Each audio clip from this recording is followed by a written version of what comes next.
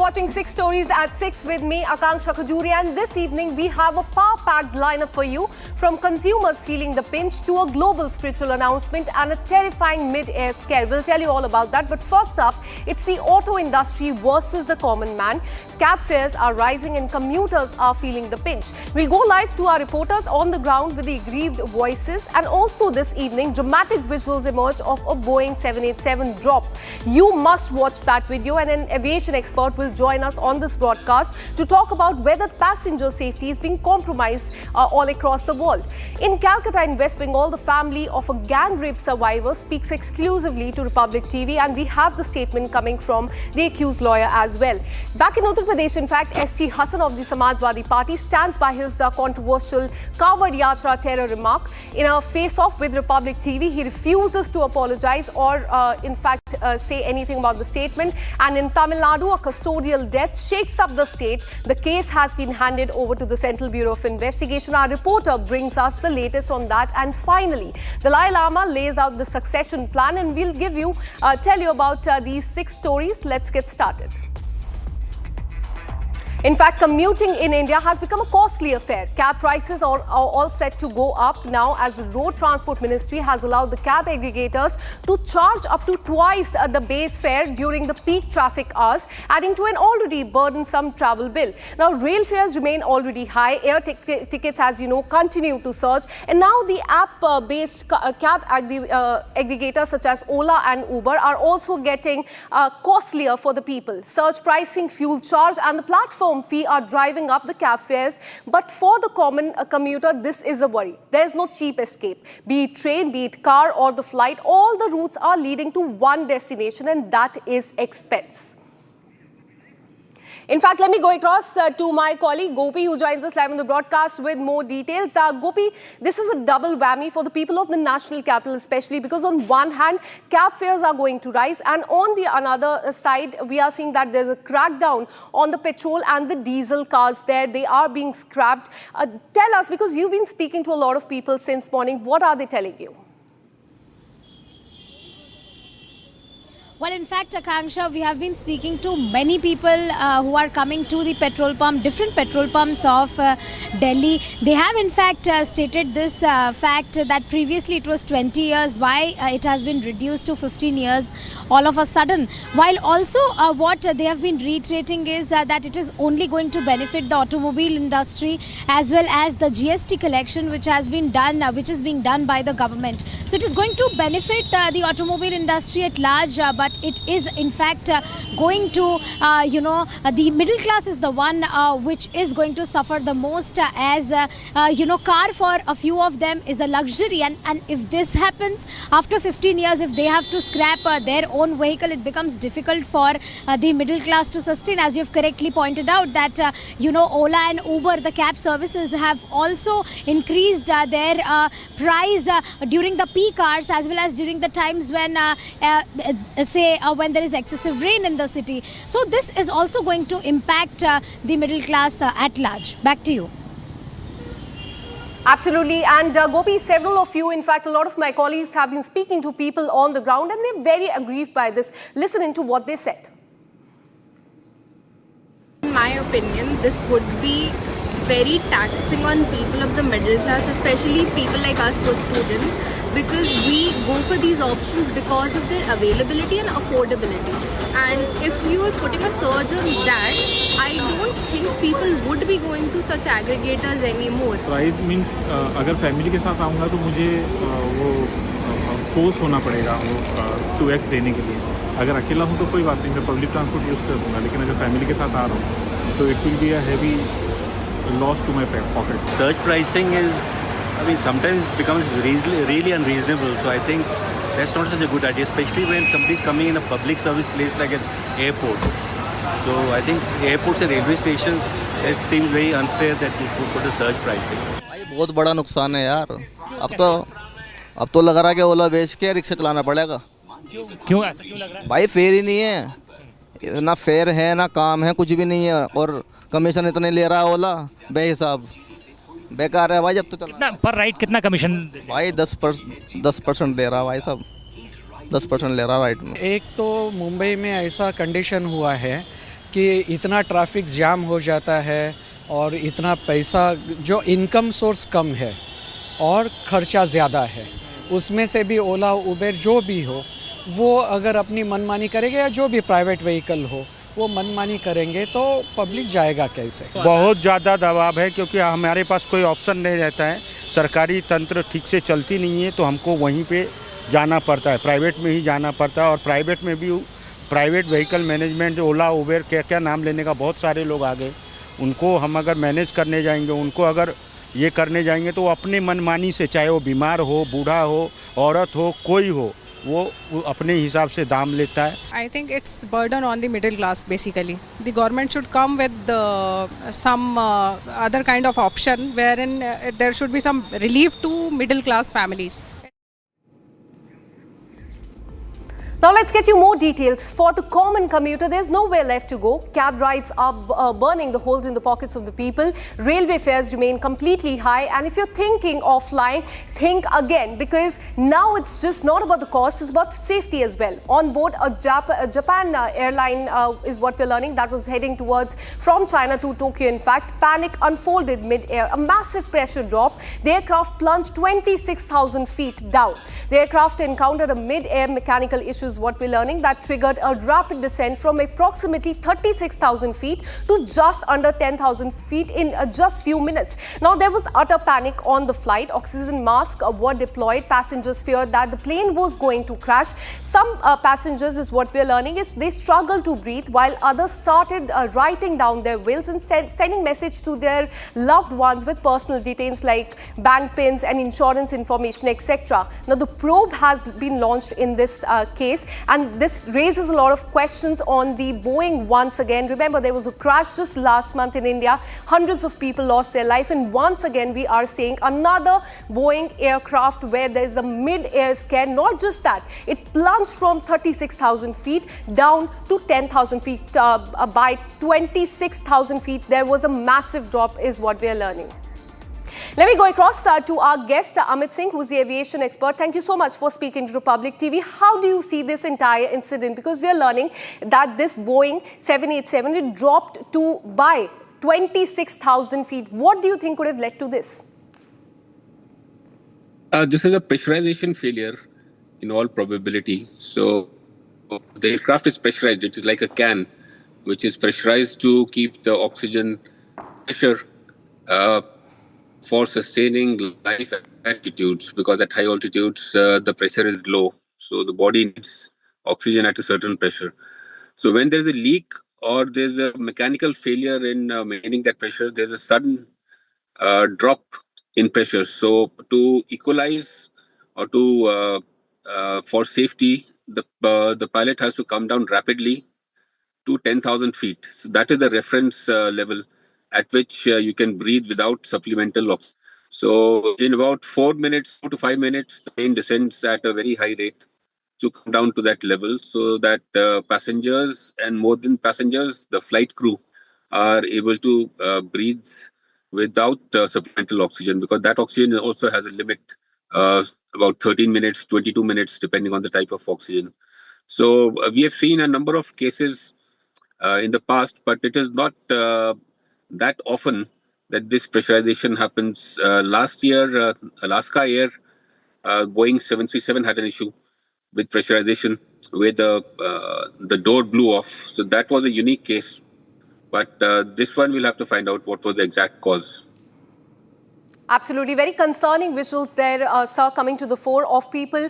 In fact, they're in panic. There's utter chaos on that flight. Thank you so much for your perspective on this story. But definitely, Boeing remains under the scanner.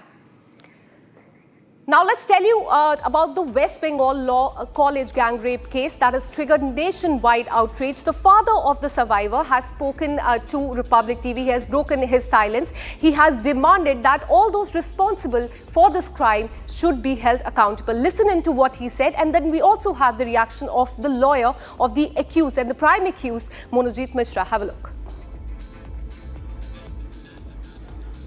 देखिए, मैं सिर्फ उसका advocate ही नहीं हूँ, मैं उसका senior भी हूँ। वो मेरे चेंबर में, हमारा जो एयर एसोसिएट है, वहाँ पे 2021-22 और 23 साल, मतलब 3 साल हमारे यहाँ पे काम भी किया है। एज ए जूनियर ट्रेनिंग में था, तब इंटर्नशिप कर रहा था। और कल जब ये पता चला, तब 27 तारीख था जब मुझे पता चला कि उन्होंने अरेस्ट हुआ एक मामले में और उसको कस्टडी लिया गया 4 दिन का। तब हम लोग सब आ गए। हम लोग उड़ीसा में थे, हमारा पूरा टीम। तो हम वहाँ से आ गए और हम यहाँ पे अपेयर हुए। अपेयर होने से पहले मैं मुलाकात किया मनोजित से।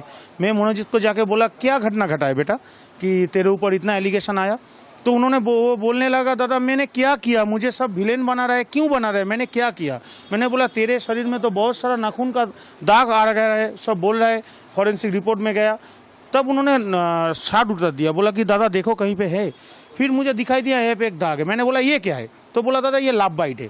जब मैंने पूछ लिया किसका है, तब तक पुलिस वाले ने उसको लेके चला गया। हाँ, मैंने ये बात भी बोला है और एक बात मैंने कोर्ट को बोला है, वो ऑर्डर शीट भी बना है। मैंने बोला है कि उस दिन का जो मोबाइल फ़ोन है, ये फ़ोन सिर्फ सस्पेक्ट लोग का, जो तीनों सस्पेक्ट है उनका जब्त किया गया है। लेकिन मैंने बोला जो डिफेक्टो कंप्लेन है, मतलब कि रेस्पेक्टेड जो विक्टिम लेडी है, उसका फ़ोन भी जब्त किया जाए, फॉरेंसिक में भेजा जाए। और उसका जो একটা ঘটনা ঘটে সাউথ ক্যালকাটা ল কলেজে এবং সেই ঘটনা এখন গোটা রাজ্যে ছড়িয়ে পড়েছে, গোটা রাজ্য উত্তাল। সেক্ষেত্রে সামনে আসে যে আপনাদের যিনি আইনজীবী ছিলেন অরিন্দম কাঞ্জিলাল, তিনি দাবি করেছিলেন যারা গ্রেপ্তার হয়েছেন তার মধ্যে মনোজিৎ কোনোভাবেই মূল অভিযুক্ত নয় বলে তিনি মনে করছেন। কি বলবেন, কারণ আপনি তো নির্যাতিতার বাবা? আমার বলার আছে, অরিন্দম কাঞ্জিলাল আমার লয়ার নয়। আমি যাকে অ্যাপয়েন্টেড করেছি উনি হাইকোর্টের লয়ার মিস্টার অরিন্দম জানা। আর দ্বিতীয়ত এই যে ন্যাক্কারজনক ঘটনা ঘটিয়েছে তার আমি সর্বোচ্চ শাস্তি চাই। Let's now take you to the state of Uttar Pradesh. Samajwadi Party leader S.T. Hassan has quoted a major controversy there, comparing the religious profiling of vendors along the covered Yatra route to what the terrorists did in Pahalgam, and several people lost their life. Now, in a statement, he said, and I quote, asking local vendors to reveal their names and forcing them to undress to identify their religion is no different from what happened in Pahalgam and what terrorists did there. This too is a form of terrorism, and this is what S.T. Hassan said, and this comment has sparked a massive outrage, with the Bharatiya Janata Party hitting out at him. In fact, Republic TV confronted him, but he stood his ground, defensive and unapologetic. Listen in to what he said. आप मुझे यह बताइए कि भक्तों की तुलना आपने पाकिस्तान के आतंकवादियों से क्यों की?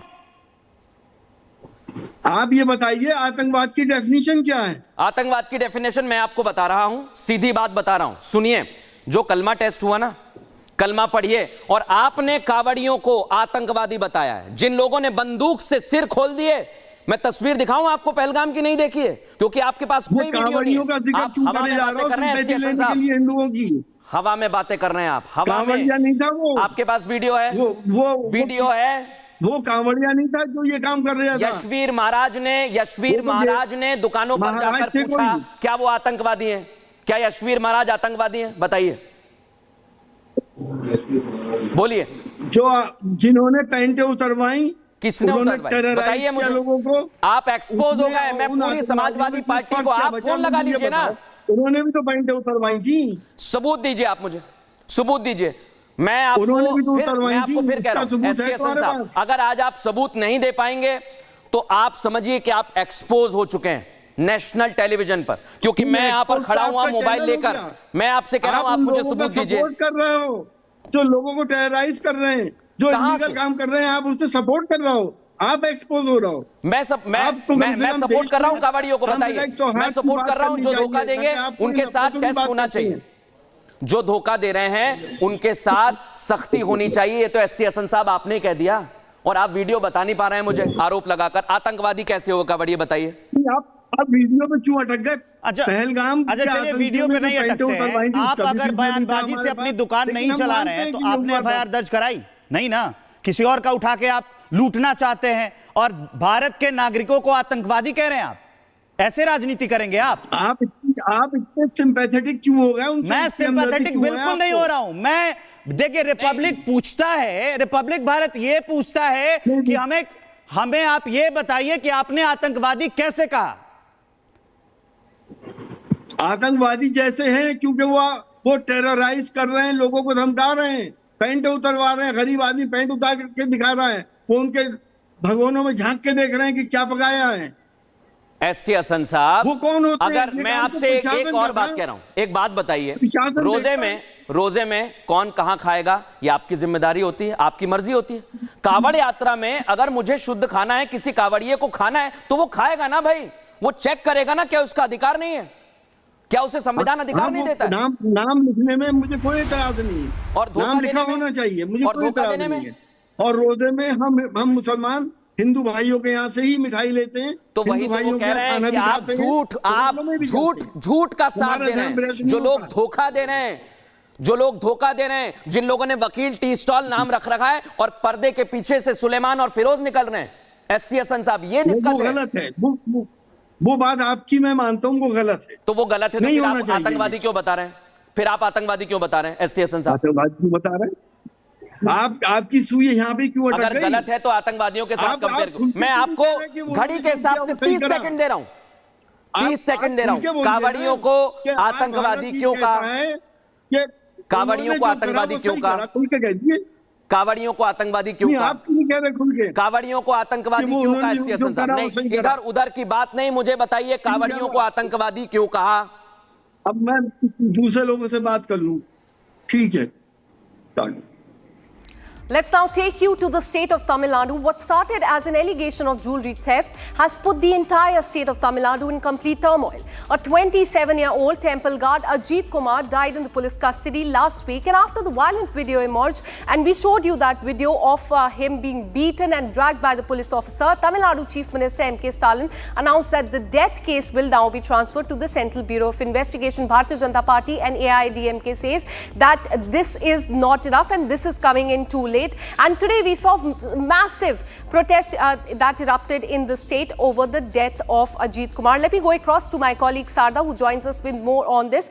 Sarda, even though this case has been transferred to the Central Bureau of Investigation, tell us about the probe in this case, because this is about the police officers only. 5 of them have been arrested so far. Take us through the details of the investigation. Well, the initial probe started on Monday after the AIADMK pointed out that the DMK has been silent over this custodial debt, and then the DMK's leader and the current the Chief Minister M.K. Stalin had a meeting with the higher officials, and of the 6 police officials, 5 were arrested, and the current SP Ashish Rawat, who is in relation to the case, is kept on a continuous wait. However, later yesterday, the Madurai bench of the Madras High Court questioned why the SP still has not been suspended and why he is kept on a continuous wait, and that then immediate action should be taken. And that's when from the police the case was moved on to CBCID. Later, when again the press questioned M.K. Stalin yesterday while he launched his campaign for the 2026 elections, he then agreed that immediate actions were taken. However, as it was not satisfactory, he said he'll move it to CBI, and that's what has happened today. And supporting his statement, his ally party leader, the BCK and MP Thirumavelan said that it was Stalin's brave move to move it to CBI and make sure that even if the last 24 cases were not justifiable, they'll make sure that this 25th custodial death that has happened in the last 4 years under Stalin's regime would somehow make sure that will cause a prevention more than it continuing, is what the DMK is now telling. However, the BJP and AIADMK call it as a cover for DMK just before the election. With just 10 months left, we can see how DMK is trying to make sure that this particular case did not blow up their cover of being a proper party that's been running in the last 4 years. So the massive protest that today happened was the first coexisting ally party of the AIADMK BJP, and being the first protest that they held together with the upcoming elections. It seems to be a big blow for DMK as justice for Ajit Kumar continues to stay on the top of headlines for Tamil Nadu. Well, absolutely. There in the visuals as well, we can see massive protests there on the streets of Tamil Nadu. BJP saying that this is not a case of custodial torture, but this is a case of custodial murder. Thank you so much, Sarda, for all the details. We'll keep coming back to you for more on this. Now, shifting our focus, at 90 years old, Dalai Lama has made a significant announcement about his succession. He has confirmed that the institution of Dalai Lama will continue after him and that his successor will be identified according to the traditional Buddhist practices. Now, in trust Interestingly, he's also said that the next Dalai Lama could be a girl and may be born outside China. China, however, has strongly reacted to this, and they have maintained that any successor must first be approved by China. Have a look at this report. Ahead of his 90th birthday on July 6th, Dalai Lama has made a big statement over his succession and blocked China from calling the shots. Issuing a detailed statement, Dalai Lama made it clear that the institution of Dalai Lama will continue. He has claimed that the process by which a future Dalai Lama is to be recognized has been clearly established. They will consult the various heads of the Tibetan Buddhist traditions. He has reiterated in his statement that the Gaden Podrang Trust has sole authority to recognize his future reincarnation. Acharya Yeshi Punsok, the former deputy speaker of the Tibetan parliament in exile, has spoken exclusively to Republic about the process of reincarnation of the next Dalai Lama. Yet not release any statements by the His Holiness Dalai Lama, but His Holiness has several times mentioned after the devolutions of the His Holiness power in 2011, political power, now the Tibetan freedom movement and the Tibetan structures is running by under the elected leader. So therefore His Holiness at that time also mentioned the Gandhin Potang, which is the institutions of the His Holiness Dalai Lama, that will be remain, and then the future if circumstances will be happening in exile, then the next Dalai Lama will be only have a power to recognize by the Gandhin Potang institution. Beside that, no one have rights and interfere the recognitions of the His Holiness Dalai Lama in traditionally or in near future also. He has made it clear that China will not be given any opportunity to interfere in this process. Currently, celebrations are underway to mark the 90th birthday of the Dalai Lama.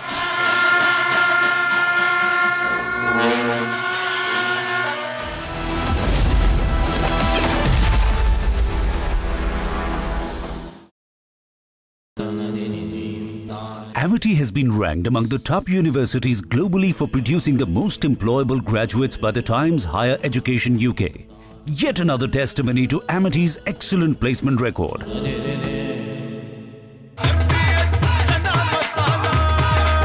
अब छोलिया हो या लोबिया, सफेद चने या काले चने, सब कुछ मजेदार बने। इसको घर पे लगाओगे तो शादी का तो पता नहीं, पर घर पक्का नहीं टूटेगा। रुंगटा नहीं तो घर स्ट्रॉन्ग नहीं। रुंगटा स्टील TMT बार एकदम सॉलिड। पहाड़ों में एक हाइकिंग शिप भी बन सकती है। आधे बाउल दही में 4 चम्मच MDH चटनी पुदीना मसाला डाला, स्टर करो, पुदीना चटनी तैयार। MDH चटनी पुदीना मसाला। MDH।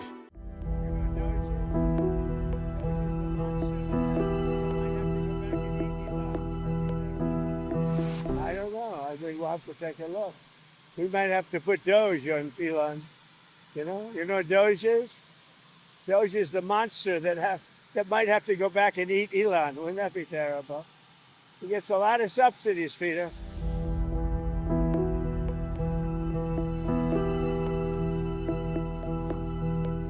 This rocket company is the only reason we can now send American astronauts into space. Take over, Elon. Yes,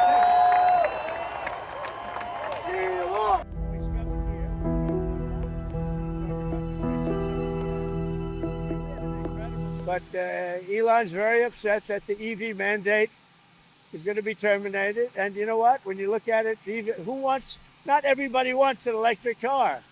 I don't want an electric car. I want to have maybe gasoline, maybe electric, maybe a hybrid, maybe someday a hydrogen. If you have a hydrogen car, it has one problem. It blows up, So I'm going to give that one to Peter. I'm going to let Peter test it out.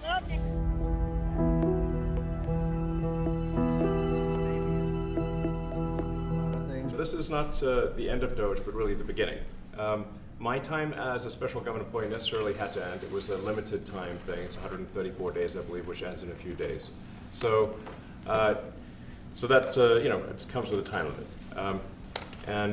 But the Doge team will only grow stronger over time. The Doge influence will only grow stronger. I'd liken it to sort of Buddhism. It's like a way of life. So it is permeating throughout the government, and I'm confident that over time we'll see $1 trillion of savings and a reduction in $1 trillion of waste and fraud reduction.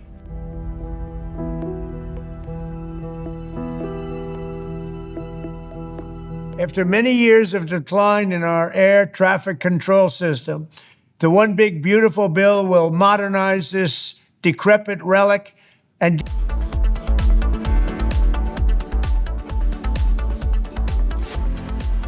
MDH की हल्दी मिर्ची धनिया करे कमाल, ये रंग दे, ये खुशबू दे, ये तीखा, ये कम पड़े, क्या निराला MDH मसाला।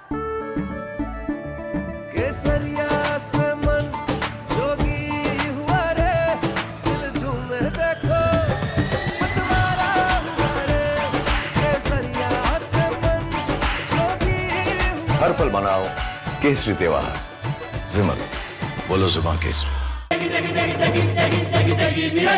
MDH की देगी मिर्च, देगी मिर्च का तड़का, अंग अंग फड़का। MDH की देगी मिर्च। Future wars will be conducted based upon intelligence input gathered from enemy's territory. Suppose there is a war with Pakistan or China or even Indian Ocean region, then we have to know what exactly Pakistan is doing in depth, what they are doing towards their military assets, which are closer to Afghanistan border, closer to Iran border.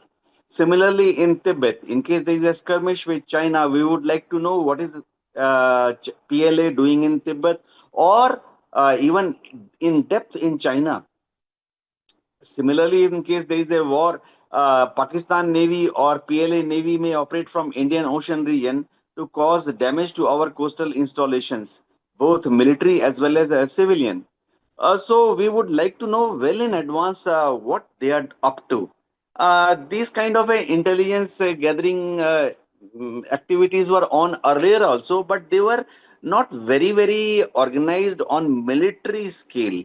You see, earlier we had some satellites which ISRO had launched. We had cartograph series of satellites. We had RISAT set of satellites which were rather, radar imaging satellites. The resolution was not very good.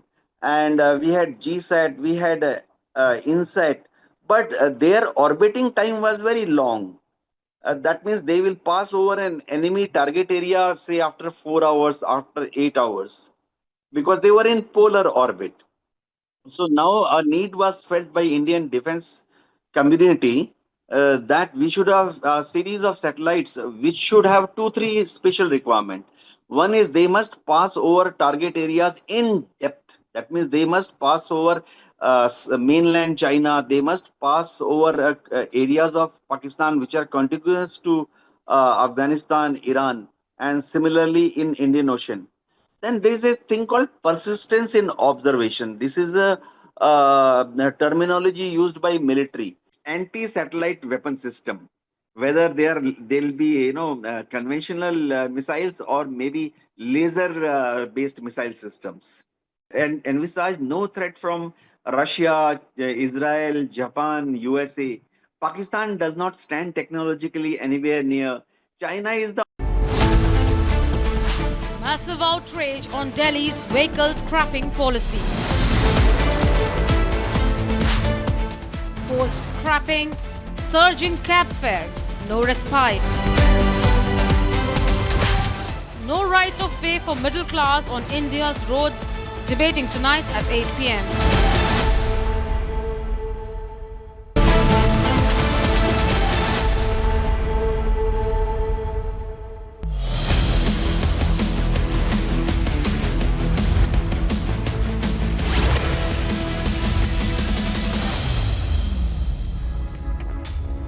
Good evening, welcome to Republic TV. I'm Rhythm. It's a double whammy for the common man because there is a double surge in the prices for commuters to pay.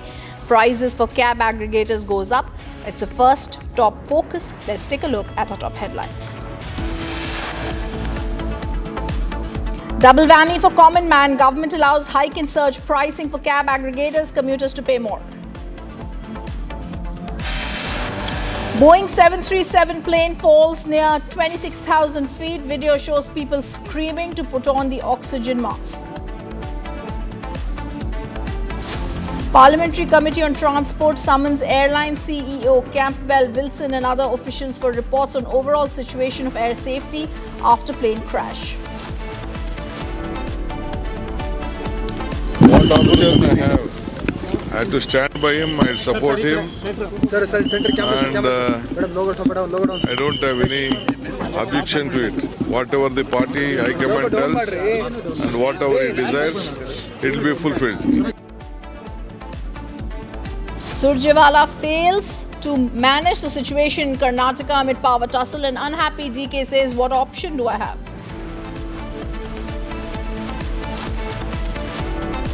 आप तो खैर ये नहीं मानेंगे pant उतरवाई, लेकिन आप ये बताइए जो उन्होंने इंस्पेक्शन करा, जो उन्होंने वहां पे गए, क्या वो कानून के दायरे में सही है आपके ख्याल से या आपके चैनल के ख्याल से? Congress leader Digvijay Singh, SP leader ST Hassan spark row after derogatory statements on Kanwar Yatra.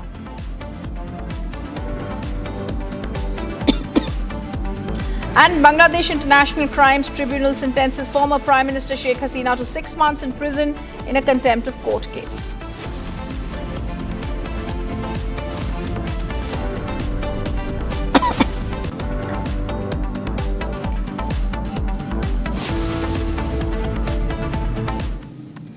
And this breaking news that's coming in, the DGCA has now summoned key personnel, which includes Air India MD CEO Campbell Wilson, Director of Flight Operations Captain Pankul Mathur, Air India Express CEO Alok Singh, among others who are responsible for airline operations and the safety compliance. This happens now that the DGCA has summoned them over the flight snags. They've also urged for stricter policies to be there. Passenger care, stricter compliance and passenger care are the key points.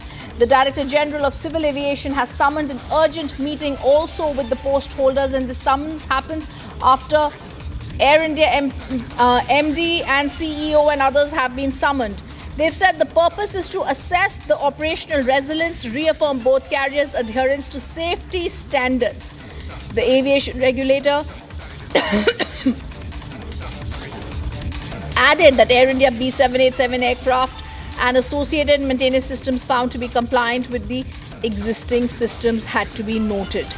The following key points had also been discussed, but first I'm going to try and give you more details about the maintenance related delays, the airspace restrictions that the DGCA has summoned the Air India top bosses for.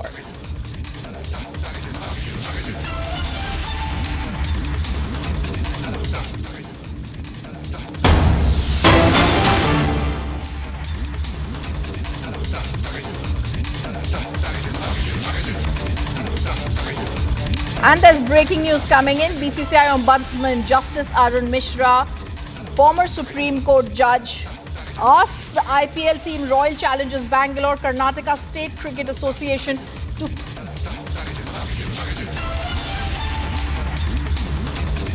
the BCCI has asked the RCB and the KCA to file their replies to the complaint alleging gross negligence and violation of state norms by RCB during the victory celebration on 4th July, which led to the horrific stampede resulting in the death of 11 people and injuries to over 50 people. Abhishek is joining us live from the Kannada newsroom. Abhishek, the BCCI Ombudsman Justice Arun Mishra now takes it into his own hands. He's demanding accountability. They're forced to file a reply. What more are you hearing?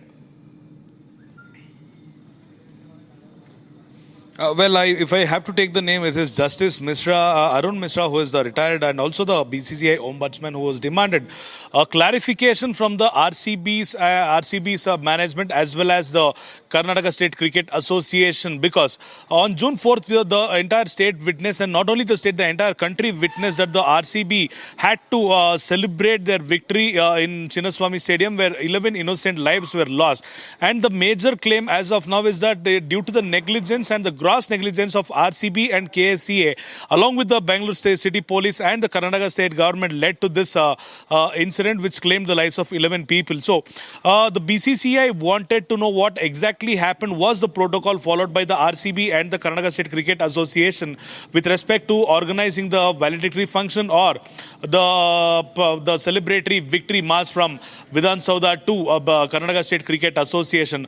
On the other hand, BCCI also had to gather the information based on the direction from the Karnataka State High Court, because BCCI had previously claimed that RCB hadn't informed BCCI that there will be a celebratory event held in Bengaluru, and neither BCCI claimed that it would put in a step forward to stop the RCB's event. However, after winning the match, RCB had on social media posted several images claiming that there would be a celebration in the Bengaluru's Karnataka State Cricket Association. So we will have to see what RCB and KSCA will have to reply to the BCCI, because they have already given their submission to the Karnataka State High Court. We will have to wait and watch what other new points will be included in the already existing report which has already been submitted to the Karnataka High Court.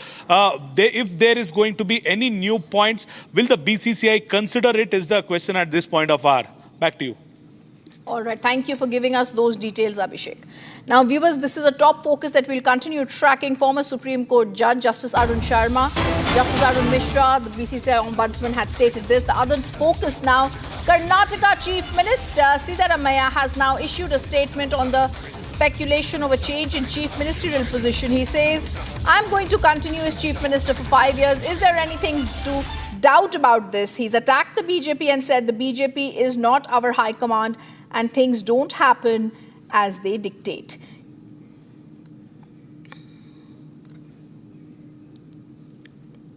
ನೀವು ತಾವು 5 ವರ್ಷ CM ಆಗಿರ್ತೀರಿ. ಹೌದು ನಾನೇ.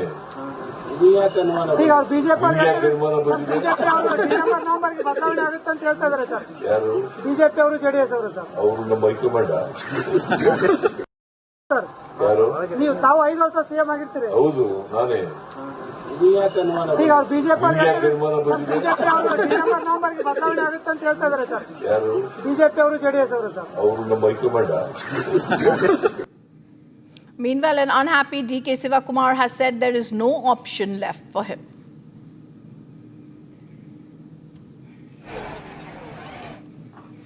What option I have? I have to stand by him, I support him, and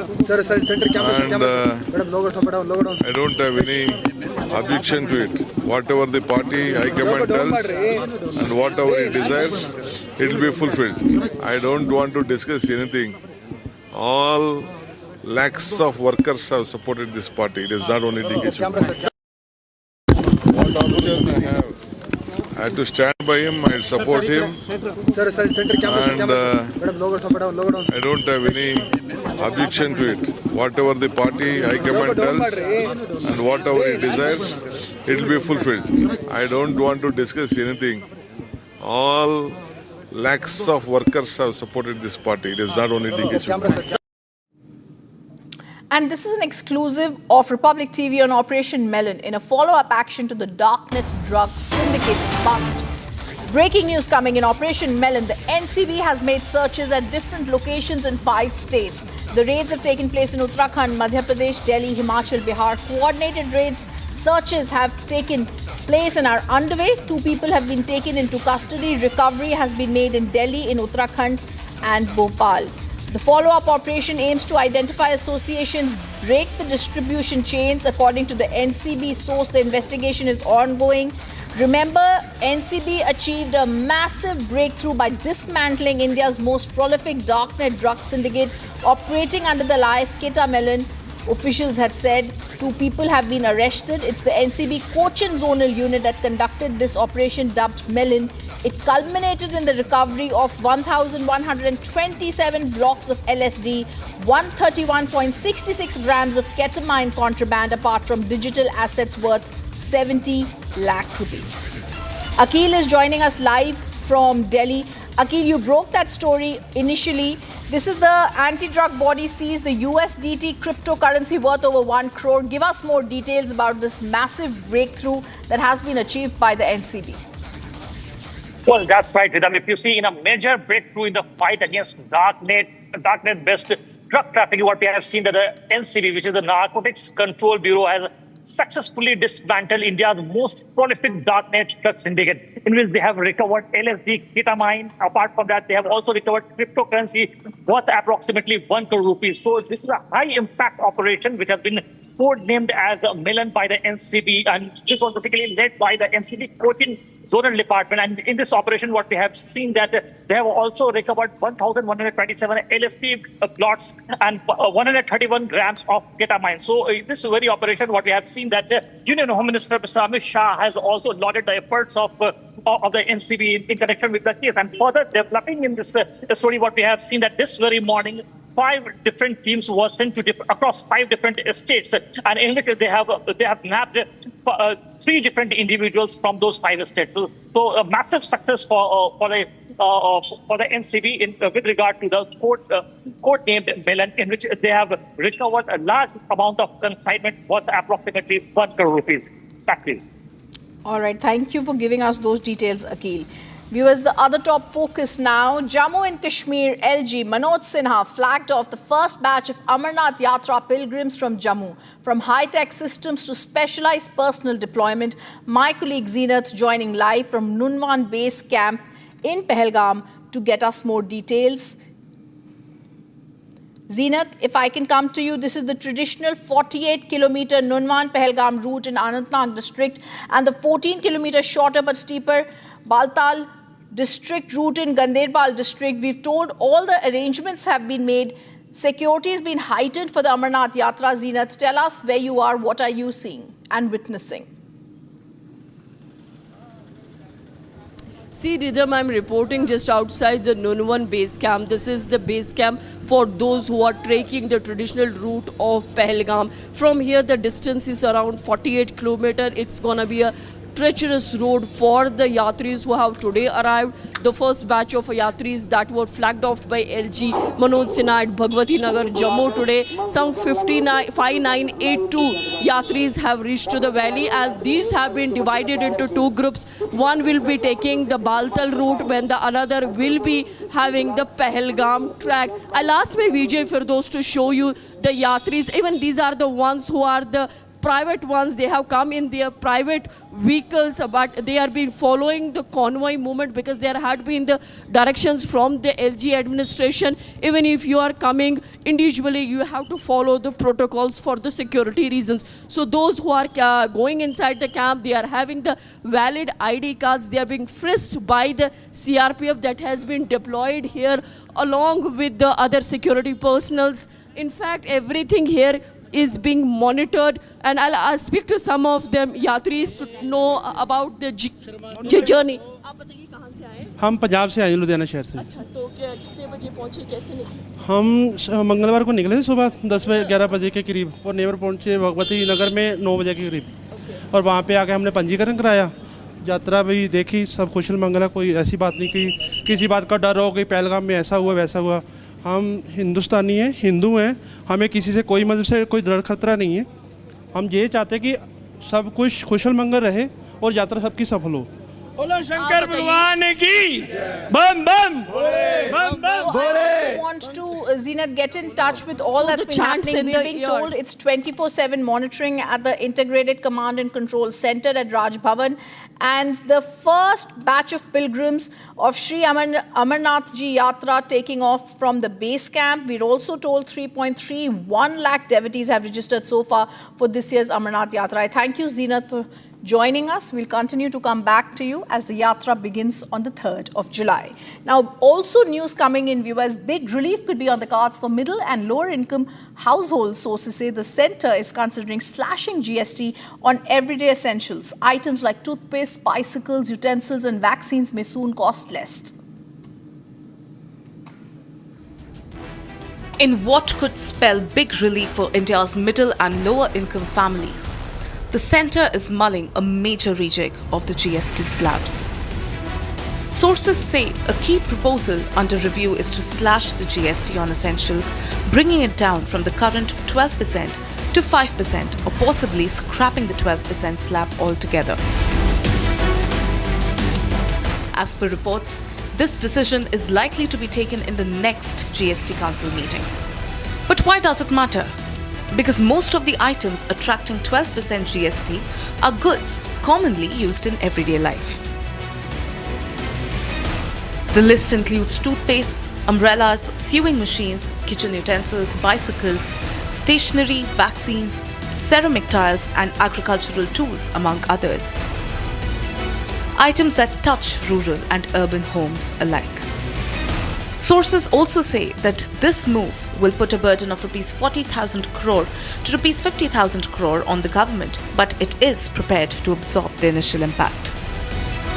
The step, if taken by the centre, would come on the back of the revamp of the new income tax regime, announced by Finance Minister Nirmala Sitharaman earlier this year.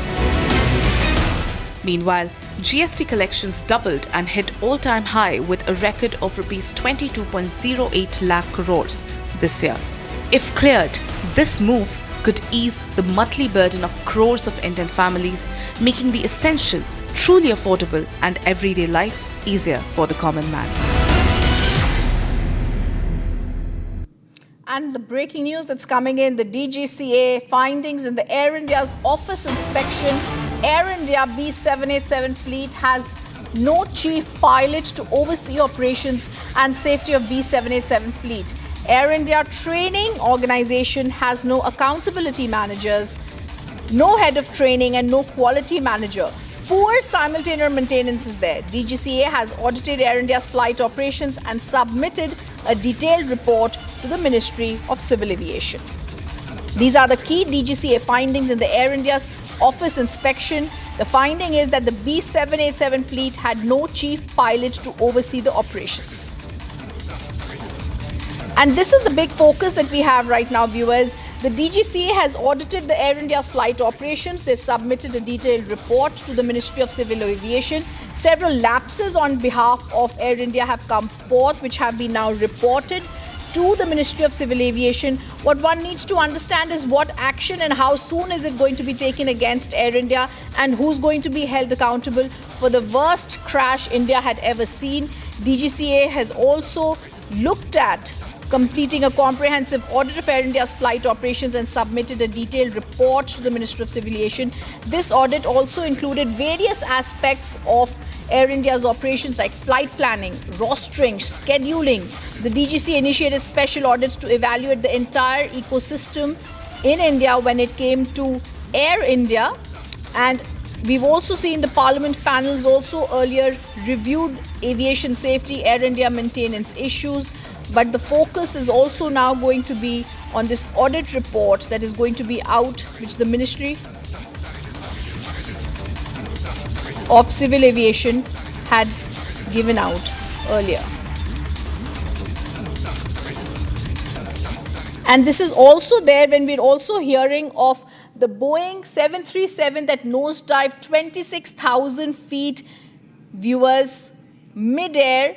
There was trouble that was seen in the Boeing that went down 26,000 feet. We were told that the passengers were screaming for help. The aircraft went down from 36,000 feet to 26,000 feet.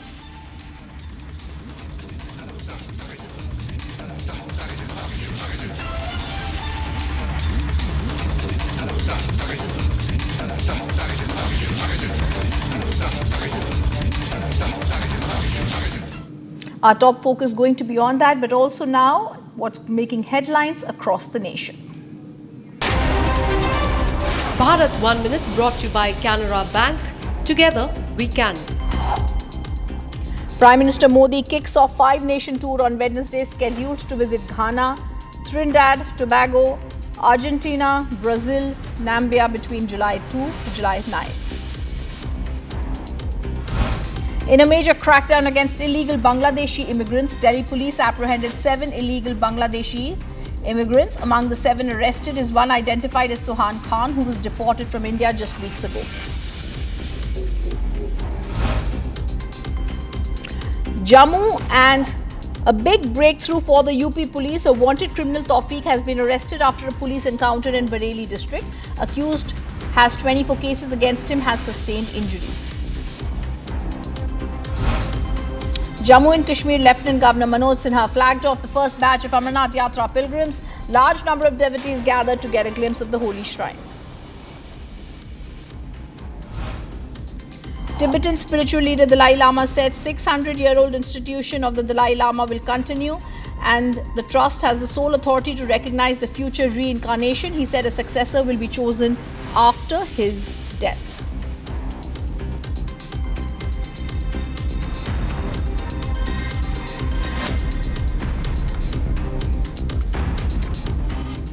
After Shubhanshu Shukla's historic launch to the ISS, now another Indian origin is gearing up for a trip to the International Space Station.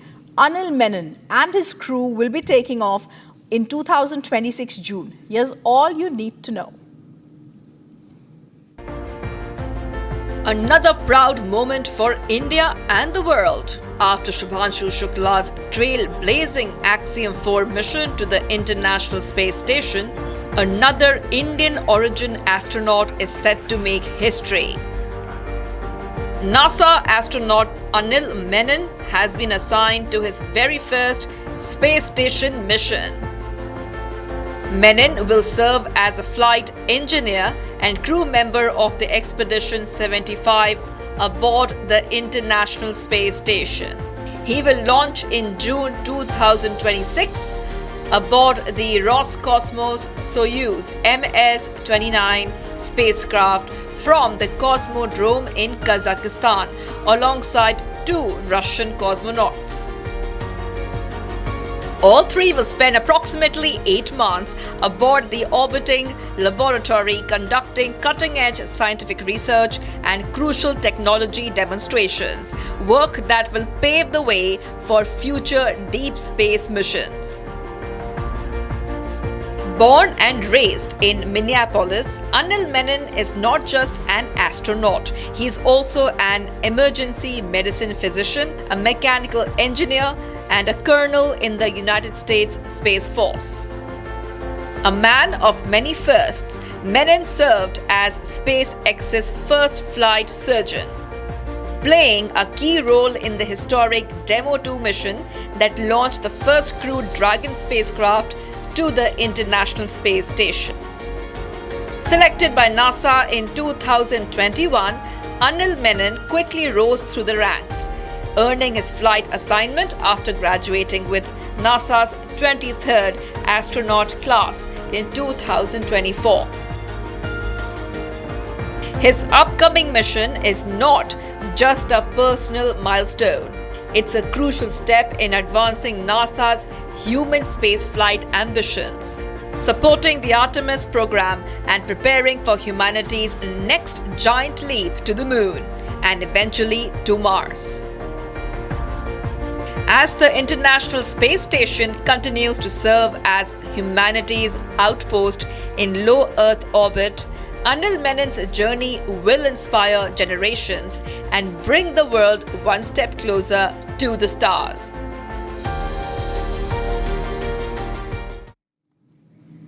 All of us looking forward to that. As he's tweeted, it was worth the wait. Fingers crossed for that 2026 mission of Anil Menan.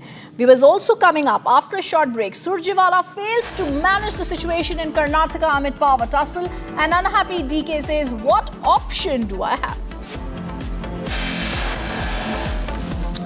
And also coming up next, we get you more details. Congress leader Digvijay Singh and SP leader ST Hassan sparks row after derogatory statement on Kanwar Yatra.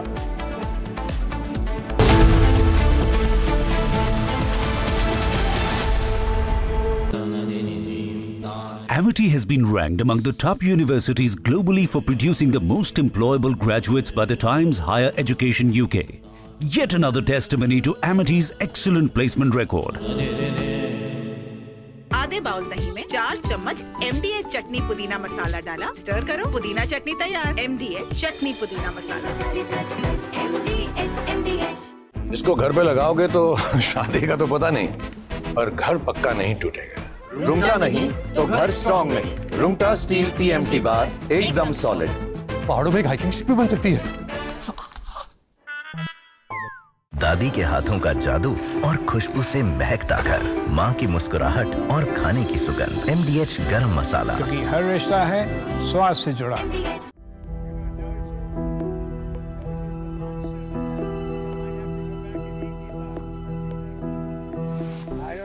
We'll have to take a look. We might have to put Doge on Elon. You know what Doge is? Doge is the monster that might have to go back and eat Elon. Wouldn't that be terrible? He gets a lot of subsidies, Peter.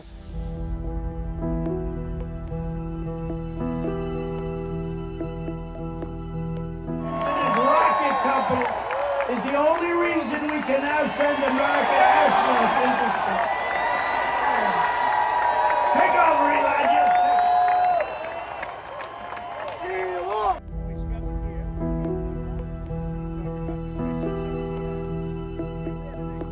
But Elon's very upset that the EV mandate is going to be terminated. And you know what? When you look at it, not everybody wants an electric car. I don't want an electric car. I want to have maybe gasoline, maybe electric, maybe a hybrid, maybe someday a hydrogen. If you have a hydrogen car, it has one problem. It blows up, So I'm going to give that one to Peter. I'm going to let Peter test it out.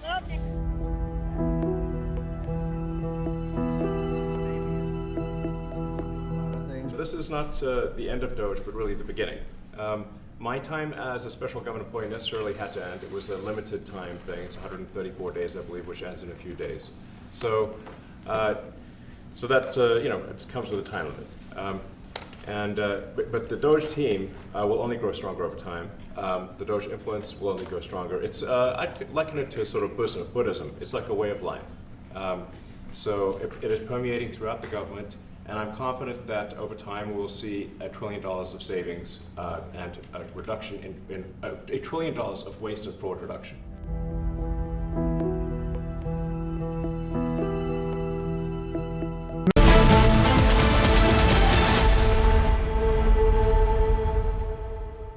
Hi, this is Chef Ranveer Brar. Guarantee you brilliance on behalf of IIHM. MDH की देगी मिर्च का तड़का, अंग अंग फड़का। MDH की देगी मिर्च। केसरिया से मन जोगी हुआ रे, दिल झूमे देखो मतवारा हुआ रे।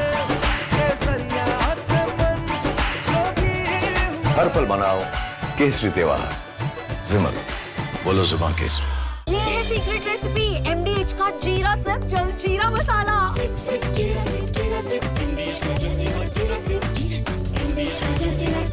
Future wars will be conducted based upon intelligence input gathered from enemy's territory.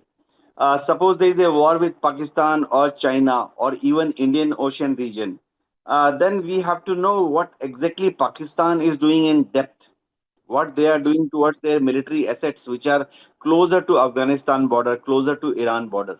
Similarly, in Tibet, in case there is a skirmish with China, we would like to know what is PLA doing in Tibet or even in depth in China.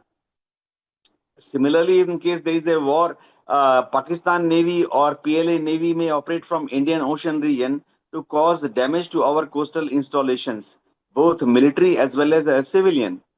So we would like to know well in advance what they are up to. These kind of intelligence gathering activities were on earlier also, but they were not very organized on military scale. You see, earlier we had some satellites which ISRO had launched. We had cartograph series of satellites. We had RISAT, set of satellites, which were rather, radar imaging satellites. The resolution was not very good, and we had GSAT, we had INSAT, but their orbiting time was very long. That means they will pass over an enemy target area, say after 4 hours, after 8 hours, because they were in polar orbit. So now a need was felt by Indian defense community that we should have a series of satellites which should have three special requirements. One is they must pass over target areas in depth. That means they must pass over mainland China. They must pass over areas of Pakistan which are contiguous to Afghanistan, Iran, and similarly in Indian Ocean. Then there is a thing called persistence in observation. This is a terminology used by military. Anti-satellite weapon system. Whether they'll be, conventional. From Asia's largest news headquarters, setting the agenda for Bharat.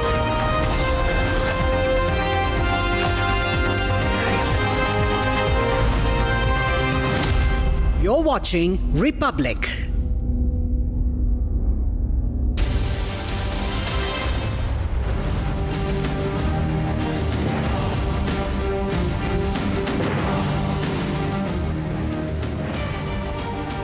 Thank you for joining us on This Is Exclusive. Ladies and gentlemen, coming to you with 3 exclusive stories on the show. We have a very, very big breaking news update on the Ahmedabad plane crash. Shocking details from the DGCA findings and cops turned killers in Tamil Nadu. The case of Ajit Kumar. We have an exclusive report on the show tonight. Here are the headlines.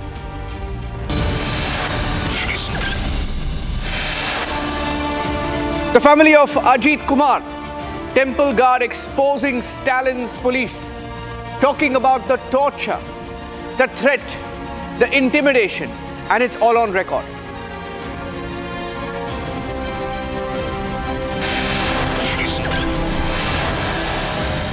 The family of temple guard Ajit Kumar says Stalin's cops threatened the family with a fake drug case.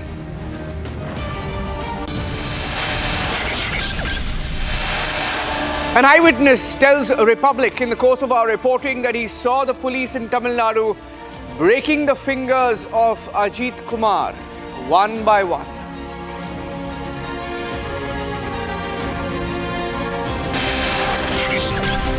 Another exclusive angle emerging.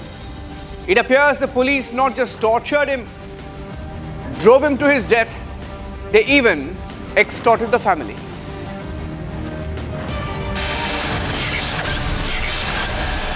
And another political potboiler in Karnataka.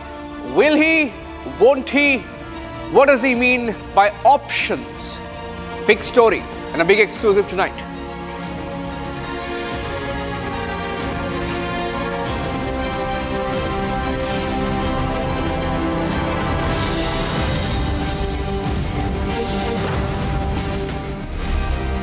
And starting this edition of This Is Exclusive with details I'm picking up from the Air India investigation. The DGCA, which has also faced questions on how it gave such a long rope to Air India.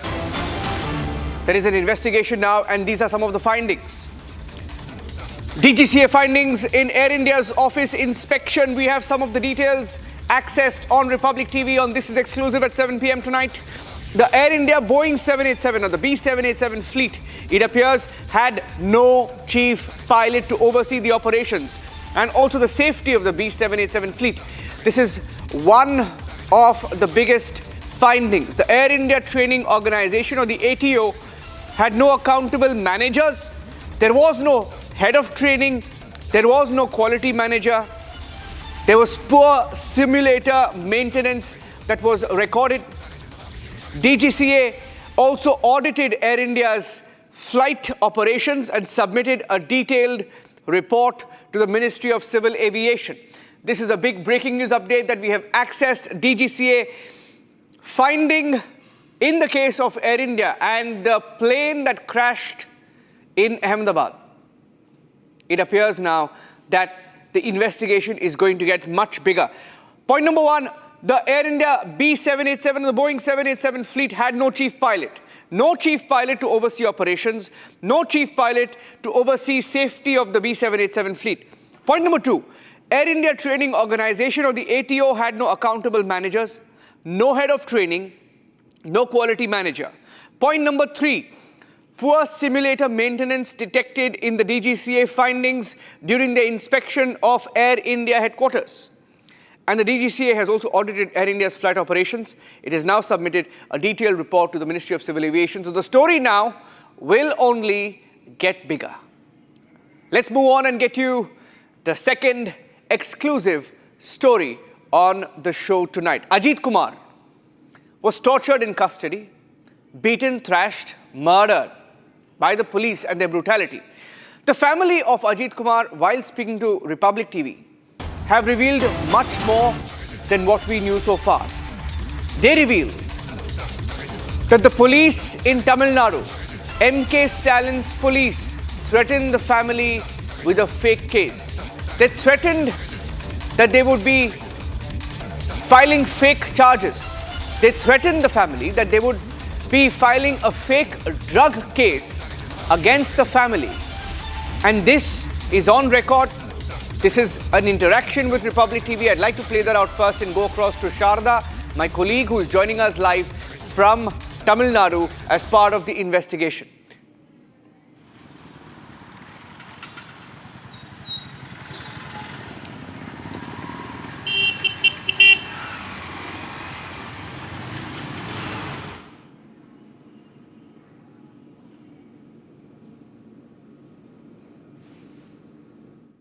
Sir இப்போ வந்துட்டு உங்களை கூட்டிகிட்டு போயிட்டு எதுக்கு police station கூட்டிகிட்டு போகாமல் எதுக்கு ஊர் ஃபுல்லாக சுற்றுறாங்க? ஏன்னா கம்ப்ளைண்ட் எஃப்ஐஆர் காப்பி எழுதவே இல்லை நகை திருட்டு போனதுக்கான விஷயத்துக்காக. ஆனால் ரீசனே இல்லாமல் எதுக்கு வச்சு சுற்றிக்கிட்டே இருந்தாங்க? அவங்க மேலிடத்தில் வந்த ப்ரெஷர்னால ஒரு ஸ்பெஷல் ஃபோர்ஸ், அதாவது போலீஸால் விசாரிக்க முடியாத ஒரு கேஸை அடுத்தமாக தனிப்படை கொடுப்பாங்க. மேலிடத்தில் வந்த ப்ரெஷர்னால உடனே அந்த ஒரு நாள் ஒரு 8 மணி நேரத்துலேயே தனிப்படையிட்ட ஒப்படைக்கிறாங்க. இங்கே மேலெடுத்து ப்ரெஷர்னு சொல்லும்போது மற்ற மீடியா ரிப்போர்ட்டில் என்ன சொல்லுதுன்னா இது வந்து டிஎம்கே ஆளுங்க சம்மந்தப்பட்டதுனால தான் இவ்வளோ ப்ரெஷர் வருதுன்னு. பட் நீங்கள் அந்த மாதிரி யாரையாவது பார்த்தீங்களா? கட்சி சேர்ந்த ஆளுங்க யாராவது பார்த்தீங்களா? இல்லை போலீஸ்காரங்க மட்டுமே முழுக்க முழுக்க இதை எடுத்துகிட்டு பண்ணாங்களா? போலீஸ்காரங்க மட்டும்தான் முழுக்க இது பண்ணது. உங்களை அப்புறம் உங்களை வந்துட்டு எதுக்கு உங்களை அடித்தாங்க? எதுக்கு உங்களை தனியாக கூட்டிகிட்டு போய் அடித்தாங்க கோவில் பின்னாடி?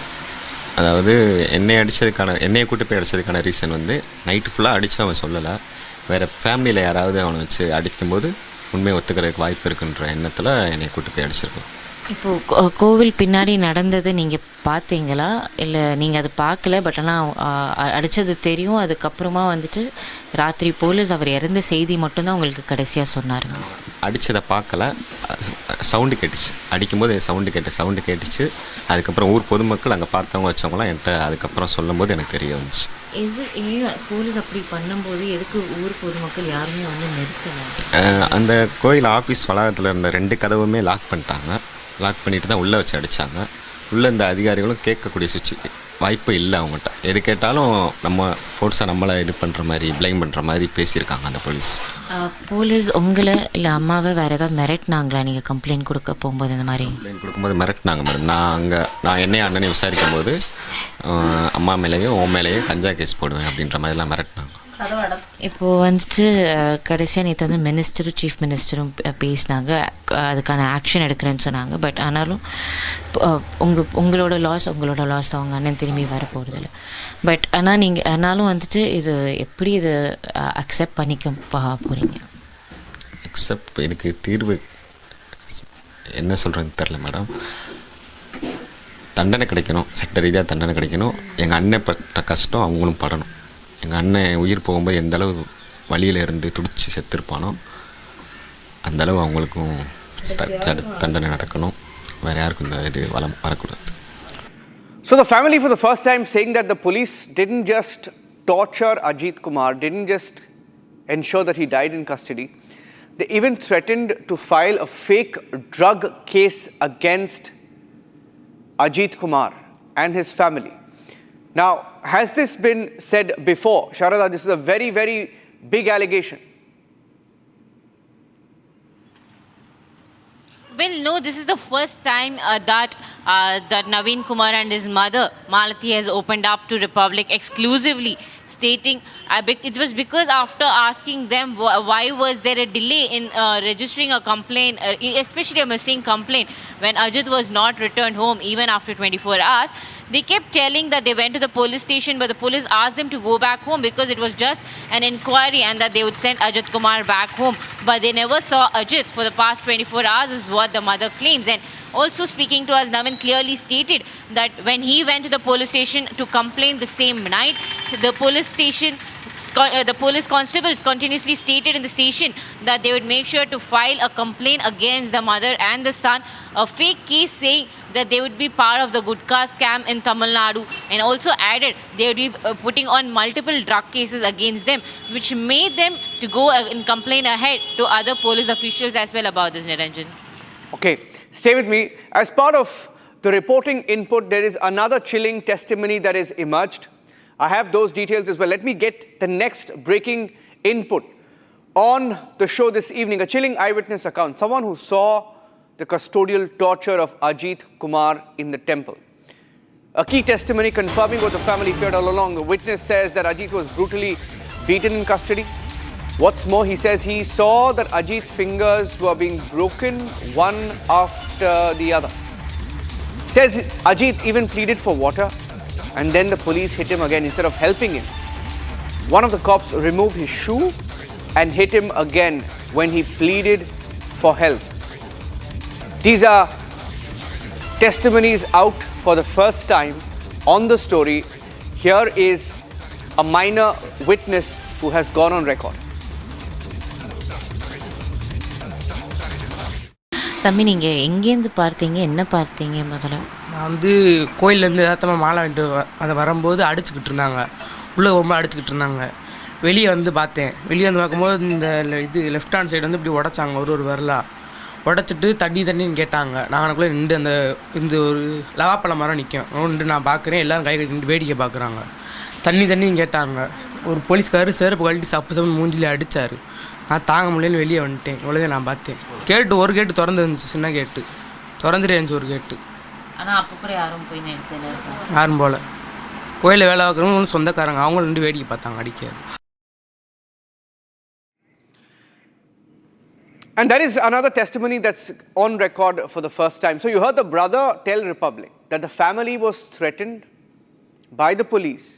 They were told that they would face fake drug cases. And then you have a second testimony, a witness, a minor witness who says he saw the attack, the brutality that was unleashed on Ajit Kumar, the temple guard. Saying with his own eyes he saw how he was beaten and how one of the cops, he says, one of the cops kept breaking his fingers. Breaking his fingers, that is breaking Ajit Kumar's fingers one by one. That's the level of torture of these so-called policemen. These are the kind of policemen that bring a bad name to the police force. And he also says that he was not just being beaten, he kept pleading for help, and despite knowing that he was on the edge, that anything could at that moment happen to him, he kept pleading for water.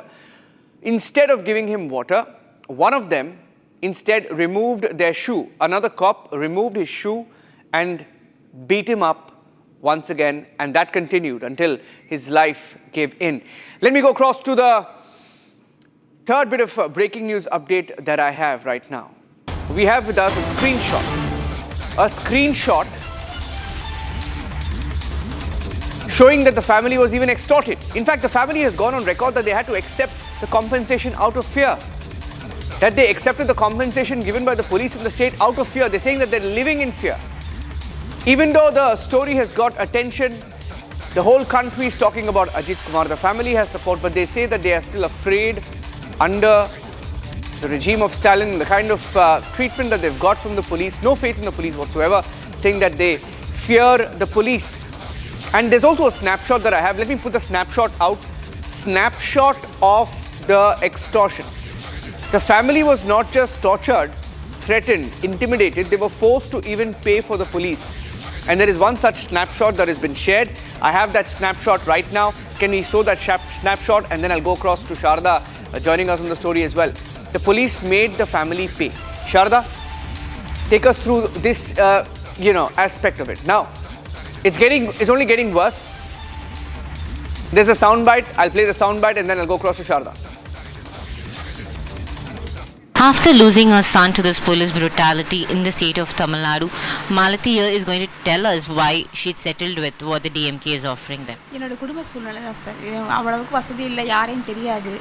அதனால சரி நம்ம புள்ள வந்து அனுபவிக்க முடியாத ஒரு கொடூரத்தை அனுபவிச்சு இறந்து போயிருக்கு. அதை எப்படியா நல்லடக்கம் பண்ணணும் அப்படின்ற மாதிரி நான் செஞ்சேன். இப்போ வந்து உங்களை வந்துட்டு டிஎம்கே வந்துட்டு அதெல்லாம் எந்த இதுவும் பண்ணலை, அதெல்லாம் பண்ணவே இல்லை. யார் துன்புறுத்தலை, யாரும் ப்ரெஷர்லாம் கொடுக்கல. After losing her son to this police brutality in the state of Tamil Nadu, Malati here is going to tell us why she settled with what the DMK is offering them. என்னோட குடும்ப சூழ்நிலை தான் sir. அவ்வளவுக்கு வசதி இல்லை, யாரையும் தெரியாது. அதனால சரி நம்ம புள்ள வந்து அனுபவிக்க முடியாத ஒரு கொடூரத்தை அனுபவிச்சு இறந்து போயிருக்கு. அதை எப்படியா நல்லடக்கம் பண்ணணும் அப்படின்ற மாதிரி நான் செஞ்சேன். இப்போ வந்து உங்களை வந்துட்டு டிஎம்கே வந்துட்டு அதெல்லாம் எந்த இதுவும் பண்ணலை, அதெல்லாம் பண்ணவே இல்லை. யார் துன்புறுத்தலை, யாரும் ப்ரெஷர்லாம் கொடுக்கல. I'm going to go to Sharda. Sharda, what is this? I have a snapshot, I'll play that out, but why was the family made to pay? And when were they made to pay? And what did they pay?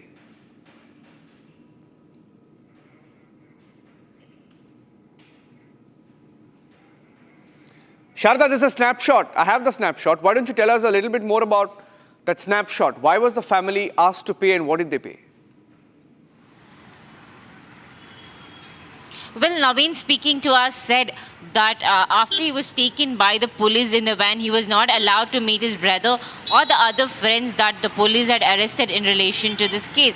Naveen then said that Ajit had to get down in this place where the temple, behind the cow shed where he was beaten up, and that's when police said you can go buy lunch for us and come back. In the meantime, they'll have the inquiry done.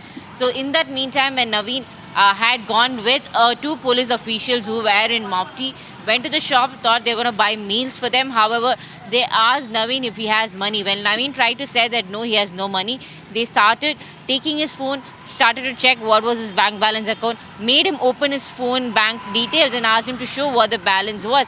And fearing that he might get hit more, Naveen said, I immediately gave them the GPay password and immediately they asked him to pay for the entire bill of the lunch. Naveen also added that was the screenshot that he shared with Republic, very exclusively said it was not just his lunch that he paid for, but also the other two police officials had full complete meals the previous day and he was also asked to pay for that amount, and also he and Ajit were fed very little amount of food.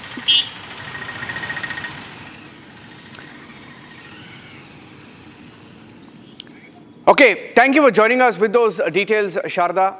We'll keep a close track on that story as we track it very closely from the Republic TV newsroom and all the field in Madurai as well. Let's move on to the next breaking news update on the show tonight.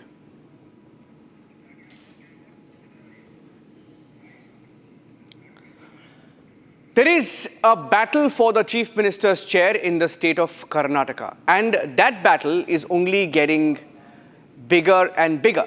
Today you had the Deputy Chief Minister of Karnataka, D.K. Kumar, say that he has no option. He's left with no option whatsoever. In fact, the first bit of breaking news that we have on the story, on This Is Exclusive, is that the Chief Minister has decided that he will not let go of his chair. In fact, he has made it clear. He has made it clear that he will be the 5-year Chief Minister, completing the full term. And this is despite D.K. Kumar, according to sources, being promised the Chief Minister's chair in October 2025. So this is the first bit of breaking news update. Sources saying that Siddaramaiah will not quit. He has in fact gone on record saying that he will be the Chief Minister for the full 5-year term, despite sources telling Republic that D.K. Kumar was told by the High Command that he would be the Chief Minister in October 2025. Abhishek joining us with the details. Abhishek, has it now been decided that it will be Siddaramaiah for the Chief Minister of Karnataka for the full 5 years? What happens to the promise then made to D.K.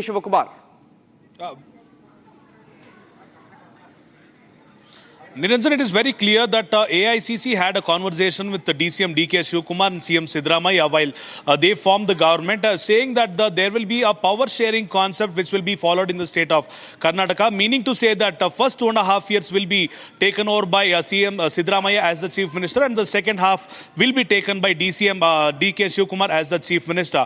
According to their sources, according to their statement and according to their promises, DCM DK Shivkumar was to be elevated as the Chief Minister in the month of October or November. However, CM Siddaramaiah has openly claimed in front of media that he will be the full-time CM of this government. On the other hand, DCM DK Shivkumar very clearly says that he has no other choice left, and the only choice he has been left with is to support CM Siddaramaiah.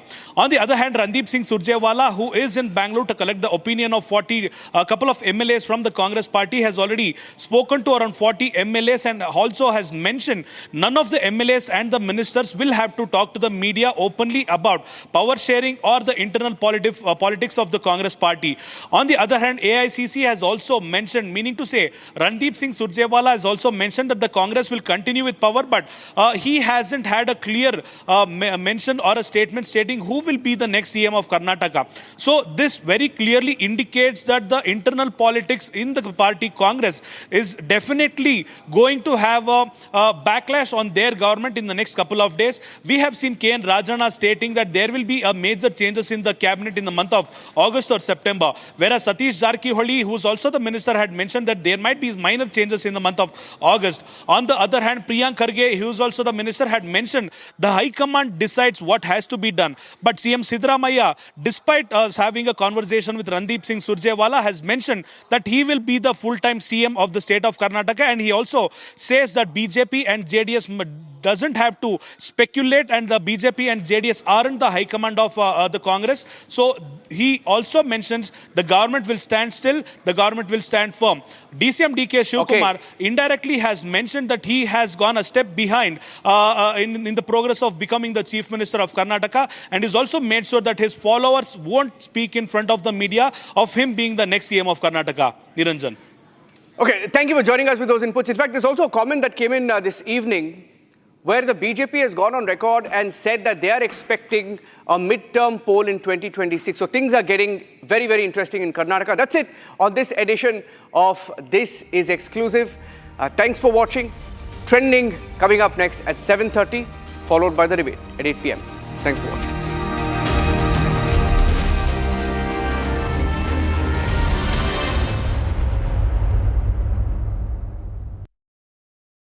Co-powered by Century Ply Club Prime. Raho Befikar. Amity has been ranked among the top universities globally for producing the most employable graduates by the Times Higher Education UK. Yet another testimony to Amity's excellent placement record.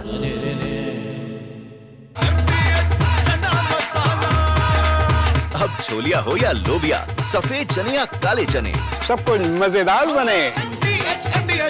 पैसा लगाना है तो century ply club prime पे लगाओ। डूबेगा नहीं, जलेगा भी नहीं, कोई खा नहीं जाएगा, धोखा नहीं देगा, ऊपर नीचे भी नहीं होगा, सेफ रहेगा, सिक्योर्ड, मिनिमम 30 साल का रिटर्न देगा। अब इससे बेटर इन्वेस्टमेंट है तो बताओ। सेंचुरी प्लाई क्लब प्राइम, रहो बेफिक्र। MDH की देगी मिर्च, देगी मिर्च का तड़का, अंग अंग फड़का। MDH की देगी मिर्च।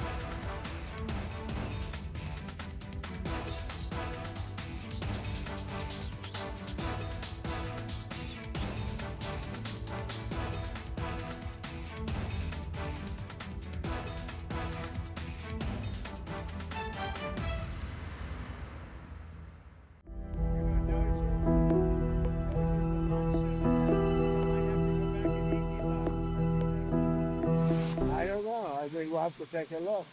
We might have to put Doge on Elon. You know what Doge is? Doge is the monster that might have to go back and eat Elon. Wouldn't that be terrible? He gets a lot of subsidies, Peter.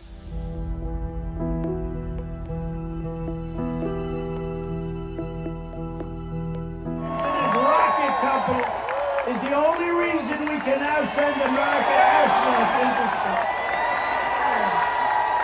Take over, Eli.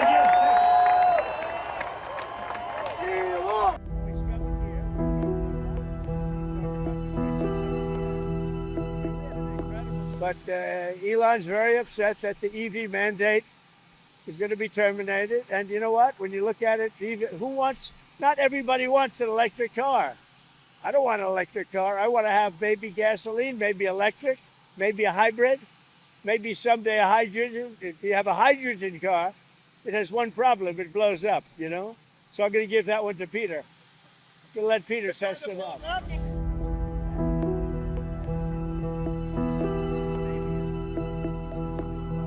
This is not the end of Doge, but really the beginning.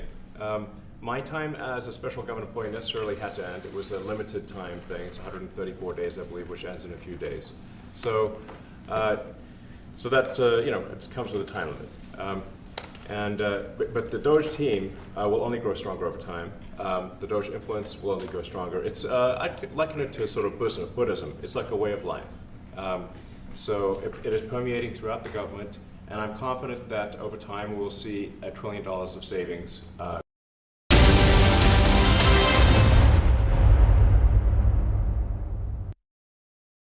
Co-powered by Century Ply Club Prime. Raho befikar. Hi, this is Chef Ranveer Brar. Guarantee you brilliance on behalf of IIHM. MDH की हल्दी मिर्ची धनिया करे कमाल, ये रंग दे, ये खुशबू दे, ये तीखा, ये कम पड़े, क्या निराला MDH मसाला। इसको घर पे लगाओगे तो शादी का तो पता नहीं, पर घर पक्का नहीं टूटेगा। रुंगटा नहीं तो घर स्ट्रॉन्ग नहीं। रुंगटा स्टील TMT बार एकदम सॉलिड। पहाड़ों में एक हाइकिंग शिप भी बन सकती है।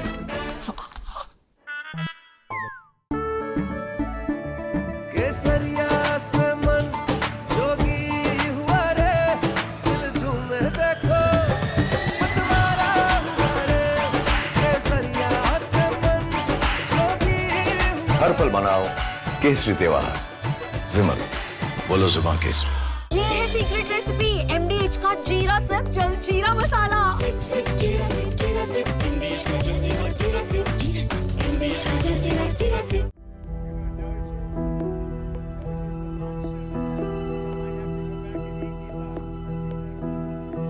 I don't know. I think we'll have to take a look. We might have to put Doge on Elon. You know what Doge is? Doge is the monster that might have to go back and eat Elon. Wouldn't that be terrible? He gets a lot of subsidies, Peter.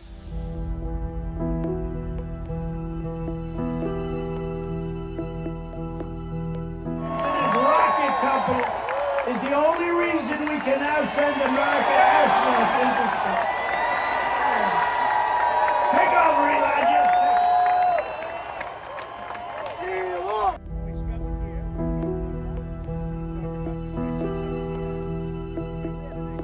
But Elon's very upset that the EV mandate is going to be terminated. And you know what? When you look at it, not everybody wants an electric car. I don't want an electric car. I want to have maybe gasoline, maybe electric, maybe a hybrid, maybe someday a hydrogen. If you have a hydrogen car, it has one problem. It blows up, you know? So I'm going to give that one to Peter. I'm going to let Peter test it out.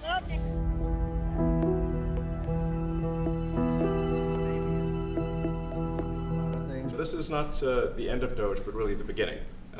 My time as a special government employee necessarily had to end. It was a limited time thing. It's 134 days, I believe, which ends in a few days.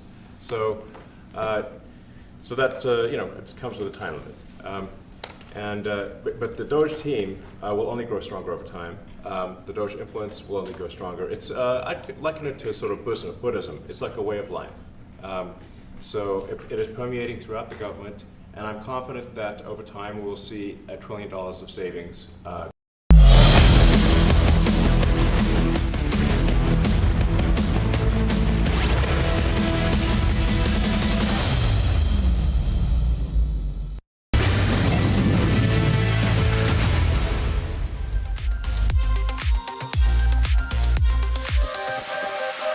From your smartphones to your smart television, the trending stories are breaking the internet. 80-year-old Dr. Shraddha Chauhan has defied all the possible barriers by becoming the oldest Indian woman to skydive. We'll get you her experience in her own words in just a few moments from now. Meanwhile, there's a verbal volley that has erupted between Donald Trump and the New York mayoral candidate Zohran Mamdani. The internet cannot keep calm. On the other hand, India is witnessing another young chess prodigy, Pratiti Bordoloi, who has clinched a gold at the Youth World Championship in the under-12 category. She will be with us in this edition of Trending. And last but not the least, cab aggregators seem to have gotten the green flag to hike the surge price. The commuters, for obvious reasons, are not happy. They're bearing the brunt of it all. We'll get you the reactions and more packed in on this edition of Trending. I'm Rakshita Mishra.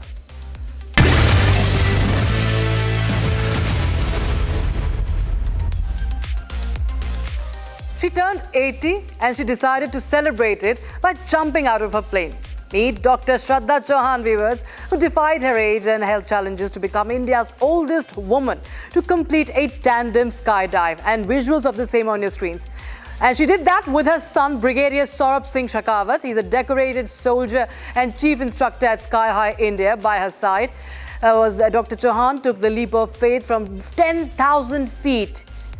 And you can look at the joy on her face in those pictures. Dr. Chauhan's skydiving feat has earned her a place in the record books as the oldest Indian woman to complete a tandem skydive within India.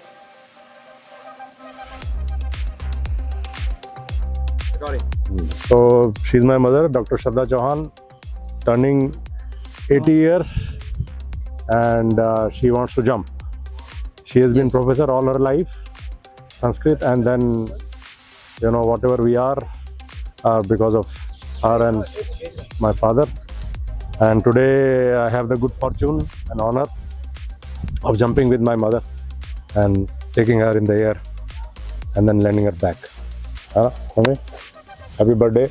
Happy birthday. बहुत अच्छा लग रहा है. बहुत तमन्ना जो बचपन में थी कि भाई हम भी आकाश में उड़े जैसे हवाई जहाज उड़ रहा है, तो हमें आज हमारे बेटे के द्वारा हमारी इच्छा पूर्ति हो रही है.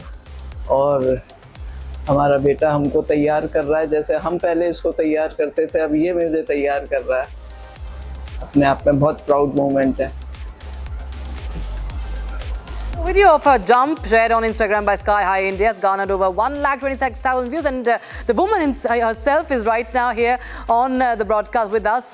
Thank you so much, Dr. Chauhan, for joining us, ma'am. कैसा ये जो हमने देखा वीडियो, आपके चेहरे पे इतनी खुशी थी, मुझे डर तो कहीं भी नहीं लगा, क्योंकि आपने जिस तरह से 80 साल की उम्र में आपने ये 10,000 फुट से जो जंप लगाई है, और ये आपकी बर्थडे विश थी, आपने एक वीडियो में बताया. बचपन से ही आपको ये सपना था आपका, आज जाकर ये पूरा हुआ. तो कैसा लगा आपको जब आप वो क्लिफ के पास थी और जब आप वो छलांग लगाने वाली थी? जब मैंने छलांग लगाई तो दुनिया की सबसे ऊंची छलांग लगाई जिंदगी की, अपनी जिंदगी. और मुझे एकदम से कोई डर नहीं लगा, बहुत अच्छा लगा. एक उत्साह था मेरे मन में, लोगों को दिखाने की तमन्ना थी कि भाई देखो हम भी कर सकते हैं. ऐसा नहीं कि रिटायर होने के बाद रिटायर्ड आदमी कुछ नहीं कर सकता, सब कुछ कर सकता है. और आपको जैसे कुछ बैक प्रॉब्लम भी रही है और एज रिलेटेड इश्यूज भी रहते हैं, फिजिकल चैलेंजेस बहुत होते हैं, चुनौती भरा रहता है किसी भी तरीके का. मतलब ये किसी भी उम्र के लिए बहुत रिस्की होता है. फिट होना बहुत ज़रूरी होता है ऐसे में, क्योंकि यहाँ पर लंग्स की बात भी आती है, लिम्स की बात आती है, सब कुछ होता है. लेकिन किस तरह से आपने वो सब ओवरकम किया, सब चैलेंजेस को? मुझे विश्वास था, मेरे साथ में सौरभ मुझे लेकर के कूद रहा था, उसके ऊपर विश्वास था, अपने ईश्वर पर विश्वास था, अपने ऊपर विश्वास था कि मेरा शरीर स्वस्थ है और मैं ये सबको झेल जाऊंगी बहुत अच्छी तरीके से. मुझे कोई भय नहीं हुआ इस बात का. अगर विश्वास हो आपका, आपके साथ में जो जा रहा है, तो आपका सफर अच्छा कटता है, चाहे वो आकाश का हो चाहे धरती का हो. तो ट्रेनिंग वगैरह भी कुछ किया था आपने इससे पहले इसके लिए कुछ? हाँ, ट्रेनिंग में सौरभ घर पे ही ले आया था अपना ये पैराशूट वगैरह, तो बांध करके और मेरे को ये हार्नेस वगैरह लगा लूगू करके, और मुझे उसने बताया था ऐसे ऐसे करना है आपको, ऐसे पाँव आगे उतारना. 2-3 बार घर पे प्रैक्टिस करवाई थी. अच्छा. डेली हम दोनों बंद करके कमरा हम प्रैक्टिस करते थे. जी अच्छा, बहुत बढ़िया। ये तो और आपके तमाम जो घर में बच्चे होंगे वो तो आपको देखकर मतलब चौंक गए होंगे, उनको भी कहीं ना कहीं अंदर से उत्साह जाग गया होगा कि हमें भी ऐसे कुछ करना है, कुछ एडवेंचर स्पोर्ट्स करना है। हाँ, पोते पोती, मेरी पोती मुझे लिखती है कि दादी माँ आप जो है इंस्ट्रक्टर बन जाओ, लेडीज इंस्ट्रक्टर। जी मेरे को मैसेज भेज रही हो जी। और अभी भी कुछ ऐसा और कुछ बकेट लिस्ट में है आपकी, कुछ और अभी लगता है आपको कि अभी ये भी करना है वो भी करना है, ऐसा कुछ है क्या अभी लिस्ट में? नहीं, अभी नहीं, ये तो मौका आएगा तो फिर देख लेंगे। जी बिल्कुल, हमें पूरा विश्वास है कि आप जरूर कुछ ना कुछ जो आपके बकेट लिस्ट में होगा वो आप कर दिखाएंगे। You are an inspiration for hundreds and millions of men and women, ma'am. Thank you so much, Dr. Chauhan, for joining us on Republic TV and sharing your experience with us. Thank you, thank you, thank you, thank you. All right, ladies and gentlemen, just yesterday, during a press conference at the Chrome Detention Center in Florida, President Donald Trump made a bold statement regarding immigration enforcement. Trump warned that if certain individuals, including potentially referring to someone like Zohran Mamdani, the New York mayoral candidate, were to prevent the ICE agents from conducting their operations to deport people, they would be arrested. Listen to Trump's threat to arrest Mamdani.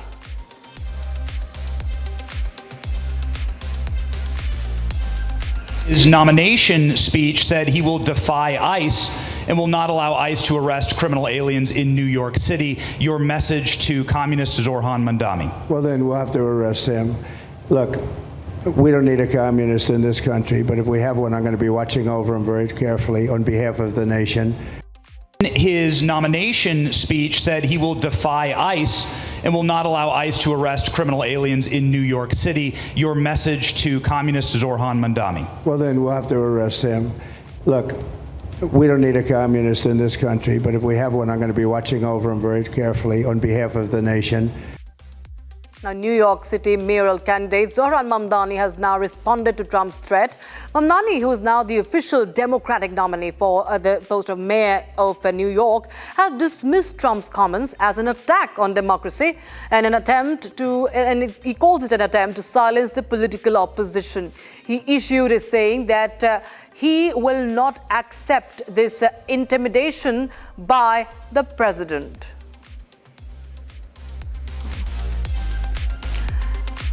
All right, so Mamdani's statement, viewers, did not exactly sit well with the netizens. Social media users went on to call him an outsider who is on a rampage. Meanwhile, there was another user praising Trump, calling his take a great decision.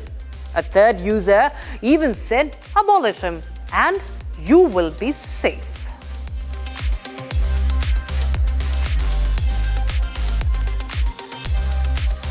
So viewers, we have seen that from calling him a communist lunatic. Now Donald Trump is also calling him an illegal migrant, and he also says that he will face arrest. All right, so now we should focus to other story. Ladies and gentlemen, it's raining chess champions in India, and now India has another rising star, another chess prodigy. We're talking about Pratiti Bordoloi, a student of Shisha BML Public School, Bengaluru, who has made the country proud. She has clinched a gold medal for India in the under-12 girls category at the Youth World Cup held at Georgia's Batumi. And I'm being joined by the chess prodigy herself, along with her mother, Dr. Pranti Datto Bordoloi, on the broadcast. Ms. Bordoloi, Dr. Bordoloi, thank you so much for joining us. And many congratulations to you, Pratiti, for your victory, for your feat. Pratiti, tell me first, how are you feeling? What was the feeling the moment you won that game? I'm feeling very happy at the moment when I won the game. And since when are you playing chess? I started playing chess since I was 8 years old. 8 years old. So right now you are in Georgia. I would like to also talk to your mother, Dr. Bordoloi. How is she inspired towards chess? How did she start taking an interest in chess? It actually started during lockdown. Actually, she was a SOF gold medalist in mathematics Olympiad. So that time, but due to COVID, she could not able to play outside and all. Then she asked me one day that what I can do inside the home. Then I told her that okay, you can start chess if you just for just for fun or just for calculations and all. So slowly she started winning few tournaments, especially Karnataka state tournament. Then she won under 9 national, then under 11. So like that, gradually she started put more effort, and now she is doing great. And how does she balance studies with her training? Yeah, she is also okay with studies. She try to attend all her school exams, test, periodic test, and fairly annual. Every exam she always try to give. Then she got good marks also. Especially she's good at maths. So yeah. All right, and also, ma'am, what is her next target? What is her next tournament? And is there any icon who she follows in chess? Yeah, she likes Gokeshji, Divya Deshmukh, Magnus Carlsen. So yes, she likes. And next, she's going to represent India in World Cadet, which is going to be held in Kazakhstan. And after that, Asian with youth will be there. So, but in between, after going from here, she will give exam also in school. So yes, somehow she's managing. Yes, I've seen this whole list of national, she's been a national champion. She's clinched silver in many of the international championships, Western Asia Youth Chess Championship. This year is in Tajikistan. I'm just checking her whole the list of the laurels. Silver in Commonwealth Blitz Chess Championship as well. Gold in the Commonwealth Rapid Chess Championship as well last year in Sri Lanka. So this is actually, she has so many medals to her name. And it must be it's very encouraging to see when you take the name of Gokesh, and when we see the likes of Pratiti, we have Pragdananda, we have such young chess champions, ma'am. There is this revival of chess, a game that is said to have, originated in India, ma'am. How do you see that? What are the factors that are really pushing our youngsters again, especially the next gen, towards chess? Yeah, actually, chess is not only for gaining medals or titles and all. I always used to tell her when she started at the initial stage that it will increase your overall personality. Means she can do it in any life skill, or she can do it studies also. It will increase her calculation power. So means I always used to tell her, but means this time also I tell her that not only focus on the result, that whether you are going to win or lose or draw. Just try to play good games. Try to balance your and it will help her to balance the whole her nervous system, how to cool down in pressure situation and all. So it will develop in all the way actually. Okay. Pratiti, before I let you go, I want to know from you, what do you want to what is your next target? Aapko abhi next target kya hai? What do you really want to become? What is your dream? I want to become a grandmaster in chess and play well. Well, we do wish you all the best for that, and we do hope that you will one day become one. Thank you so much, Pratiti and Dr. Dalai, for joining us on Republic TV. Thank you, ma'am. Thanks a lot. All right, viewers, it's time to take a quick look at all the trends that are running hot on social media right now.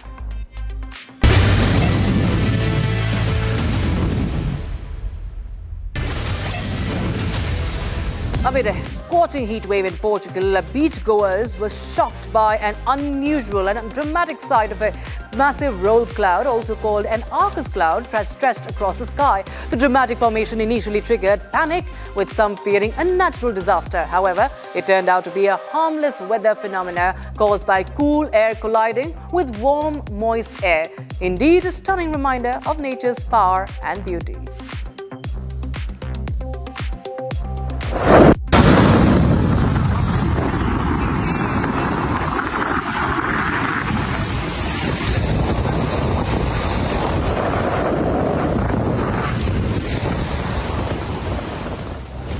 video has surfaced from Detroit showing a helicopter dropping cash and rose petals during a funeral. The man behind this unique gesture was known for his lifelong generosity.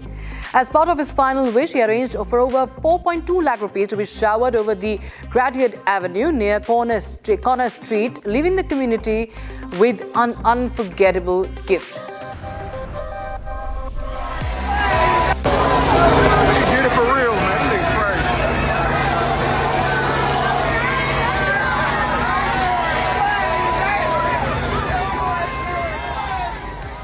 A Spring Japan flight from Shanghai to Tokyo faced a terrifying emergency mid-air, dropping nearly 26,000 feet in just 10 minutes due to a mechanical issue. Passengers panicked as oxygen masks dropped, and some even wrote farewell notes. They even went on to write their own wills, fearing the worst. Thankfully, the 191 people on board were safely evacuated after the Boeing 737 made an emergency landing in Osaka of Japan.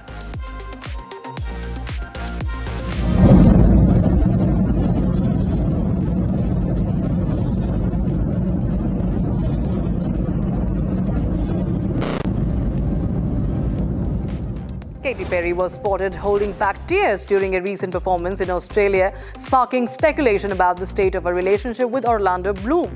The pop star appeared visibly emotional on stage as rumors swirled about a possible split.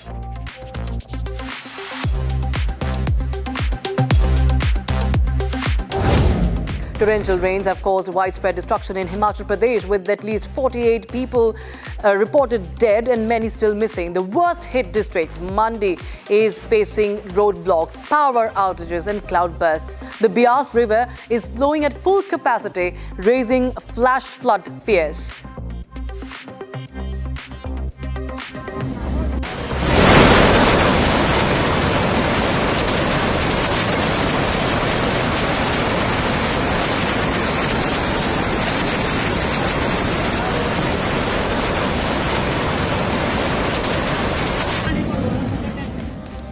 The US Senate has passed Trump's ambitious Big Beautiful Bill with J.D. Vance casting the deciding vote. On this vote, the yeas are 50, the nays are 50. The Senate being evenly divided, the Vice President votes in the affirmative. The bill as amended is passed. A photo exhibition in Geneva has brought attention to the persecution of minorities in Bangladesh under UNICEF's government. The exhibition aims to raise awareness about the plight of these communities. The Australian government has cancelled Kanye West's visa due to his recent song, Hail Hitler, which promotes Nazism. The song's release on social media and music streaming platforms in May sparked controversy, leading to the visa cancellation.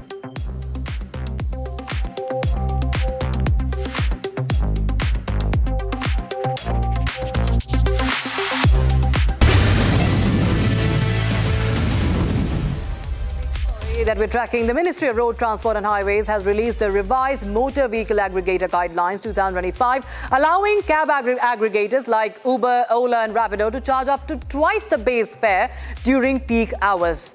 This is an increase from the previous limit of 1.5 times the base fare. On the other hand, during non-peak hours, these aggregators can charge a minimum of 50% of the base fare. So it's a double whammy for the commuters. What it really means for the commuters, well, the base fare will be determined by the state government for each category or the class of motor vehicles. States have been advised to adopt the revised guidelines within 3 months. This move aims to give cab aggregators more flexibility in pricing, especially during the peak hours when the demand is high. In fact, Republic spoke to some of the cab drivers and passengers. Take a look. Opinion, this would be very taxing on people of the middle class, especially people like us who are students, because we go for these options because of their availability and affordability. And if you are putting a surge on that, I don't think people would be going to such aggregators anymore. Price means अगर family के साथ आऊँगा तो मुझे वो post होना पड़ेगा 2x देने के लिए. अगर अकेला हूँ तो कोई बात नहीं, मैं पब्लिक ट्रांसपोर्ट यूज़ कर दूँगा. लेकिन अगर फैमिली के साथ आ रहा हूँ तो it will be a heavy loss to my pocket. Surge pricing is I mean, sometimes it becomes really unreasonable. So I think that's not such a good idea, especially when somebody's coming in a public service place like an airport. So I think airports and railway stations, it seems very unfair that you put a surge pricing. All right, with that, it's a wrap on this edition. We'll be right back with more updates on the other side. In fact, stay tuned for the Super Prime Time Act with Arnav Goswami.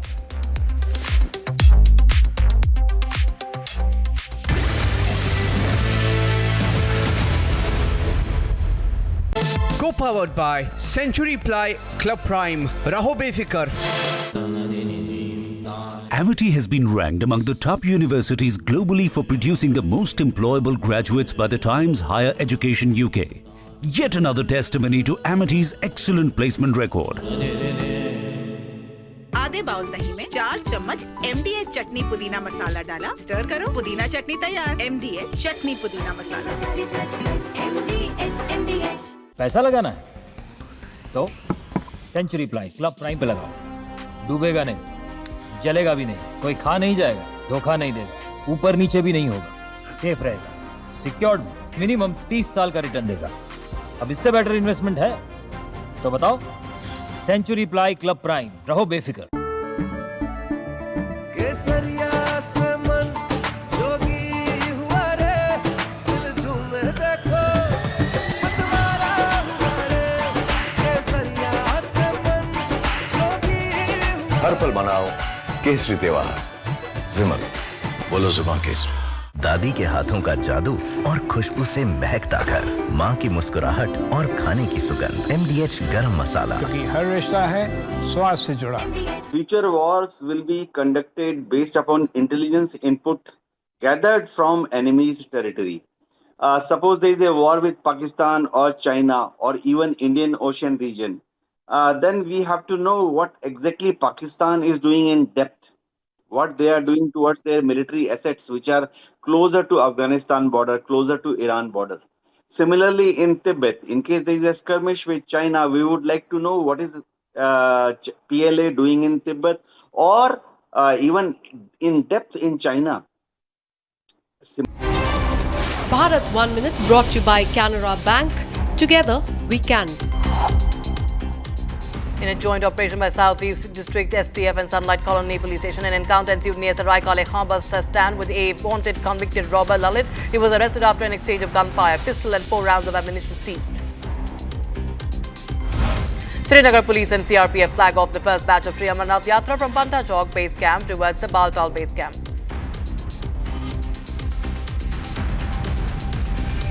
Heavy rains caused a severe waterlogging in many parts of Bhopal. IMD forecasts partly cloudy sky with the possibility of rain, thunderstorm or dust storm in the city. NCB busts dark web drug peddler Keter Melon in Operation Melon. LSD, ketamine and cryptocurrency worth 1 crore rupees has been seized. Operation Melon was led by NCB Cochin Zonal Unit.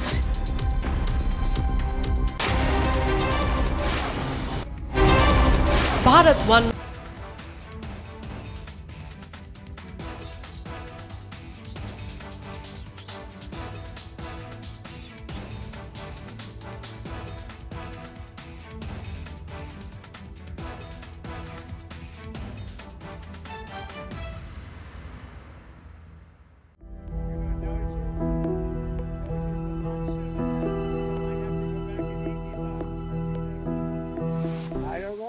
We'll have to take a look. We might have to put Doge on Elon. You know what Doge is? Doge is the monster that might have to go back and eat Elon. Wouldn't that be terrible? He gets a lot of subsidies, Peter.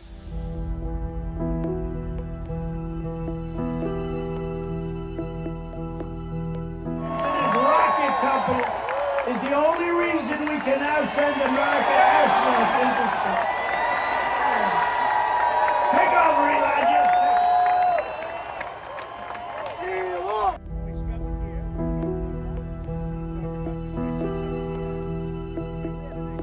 But Elon's very upset that the EV mandate is going to be terminated. And you know what? When you look at it, not everybody wants.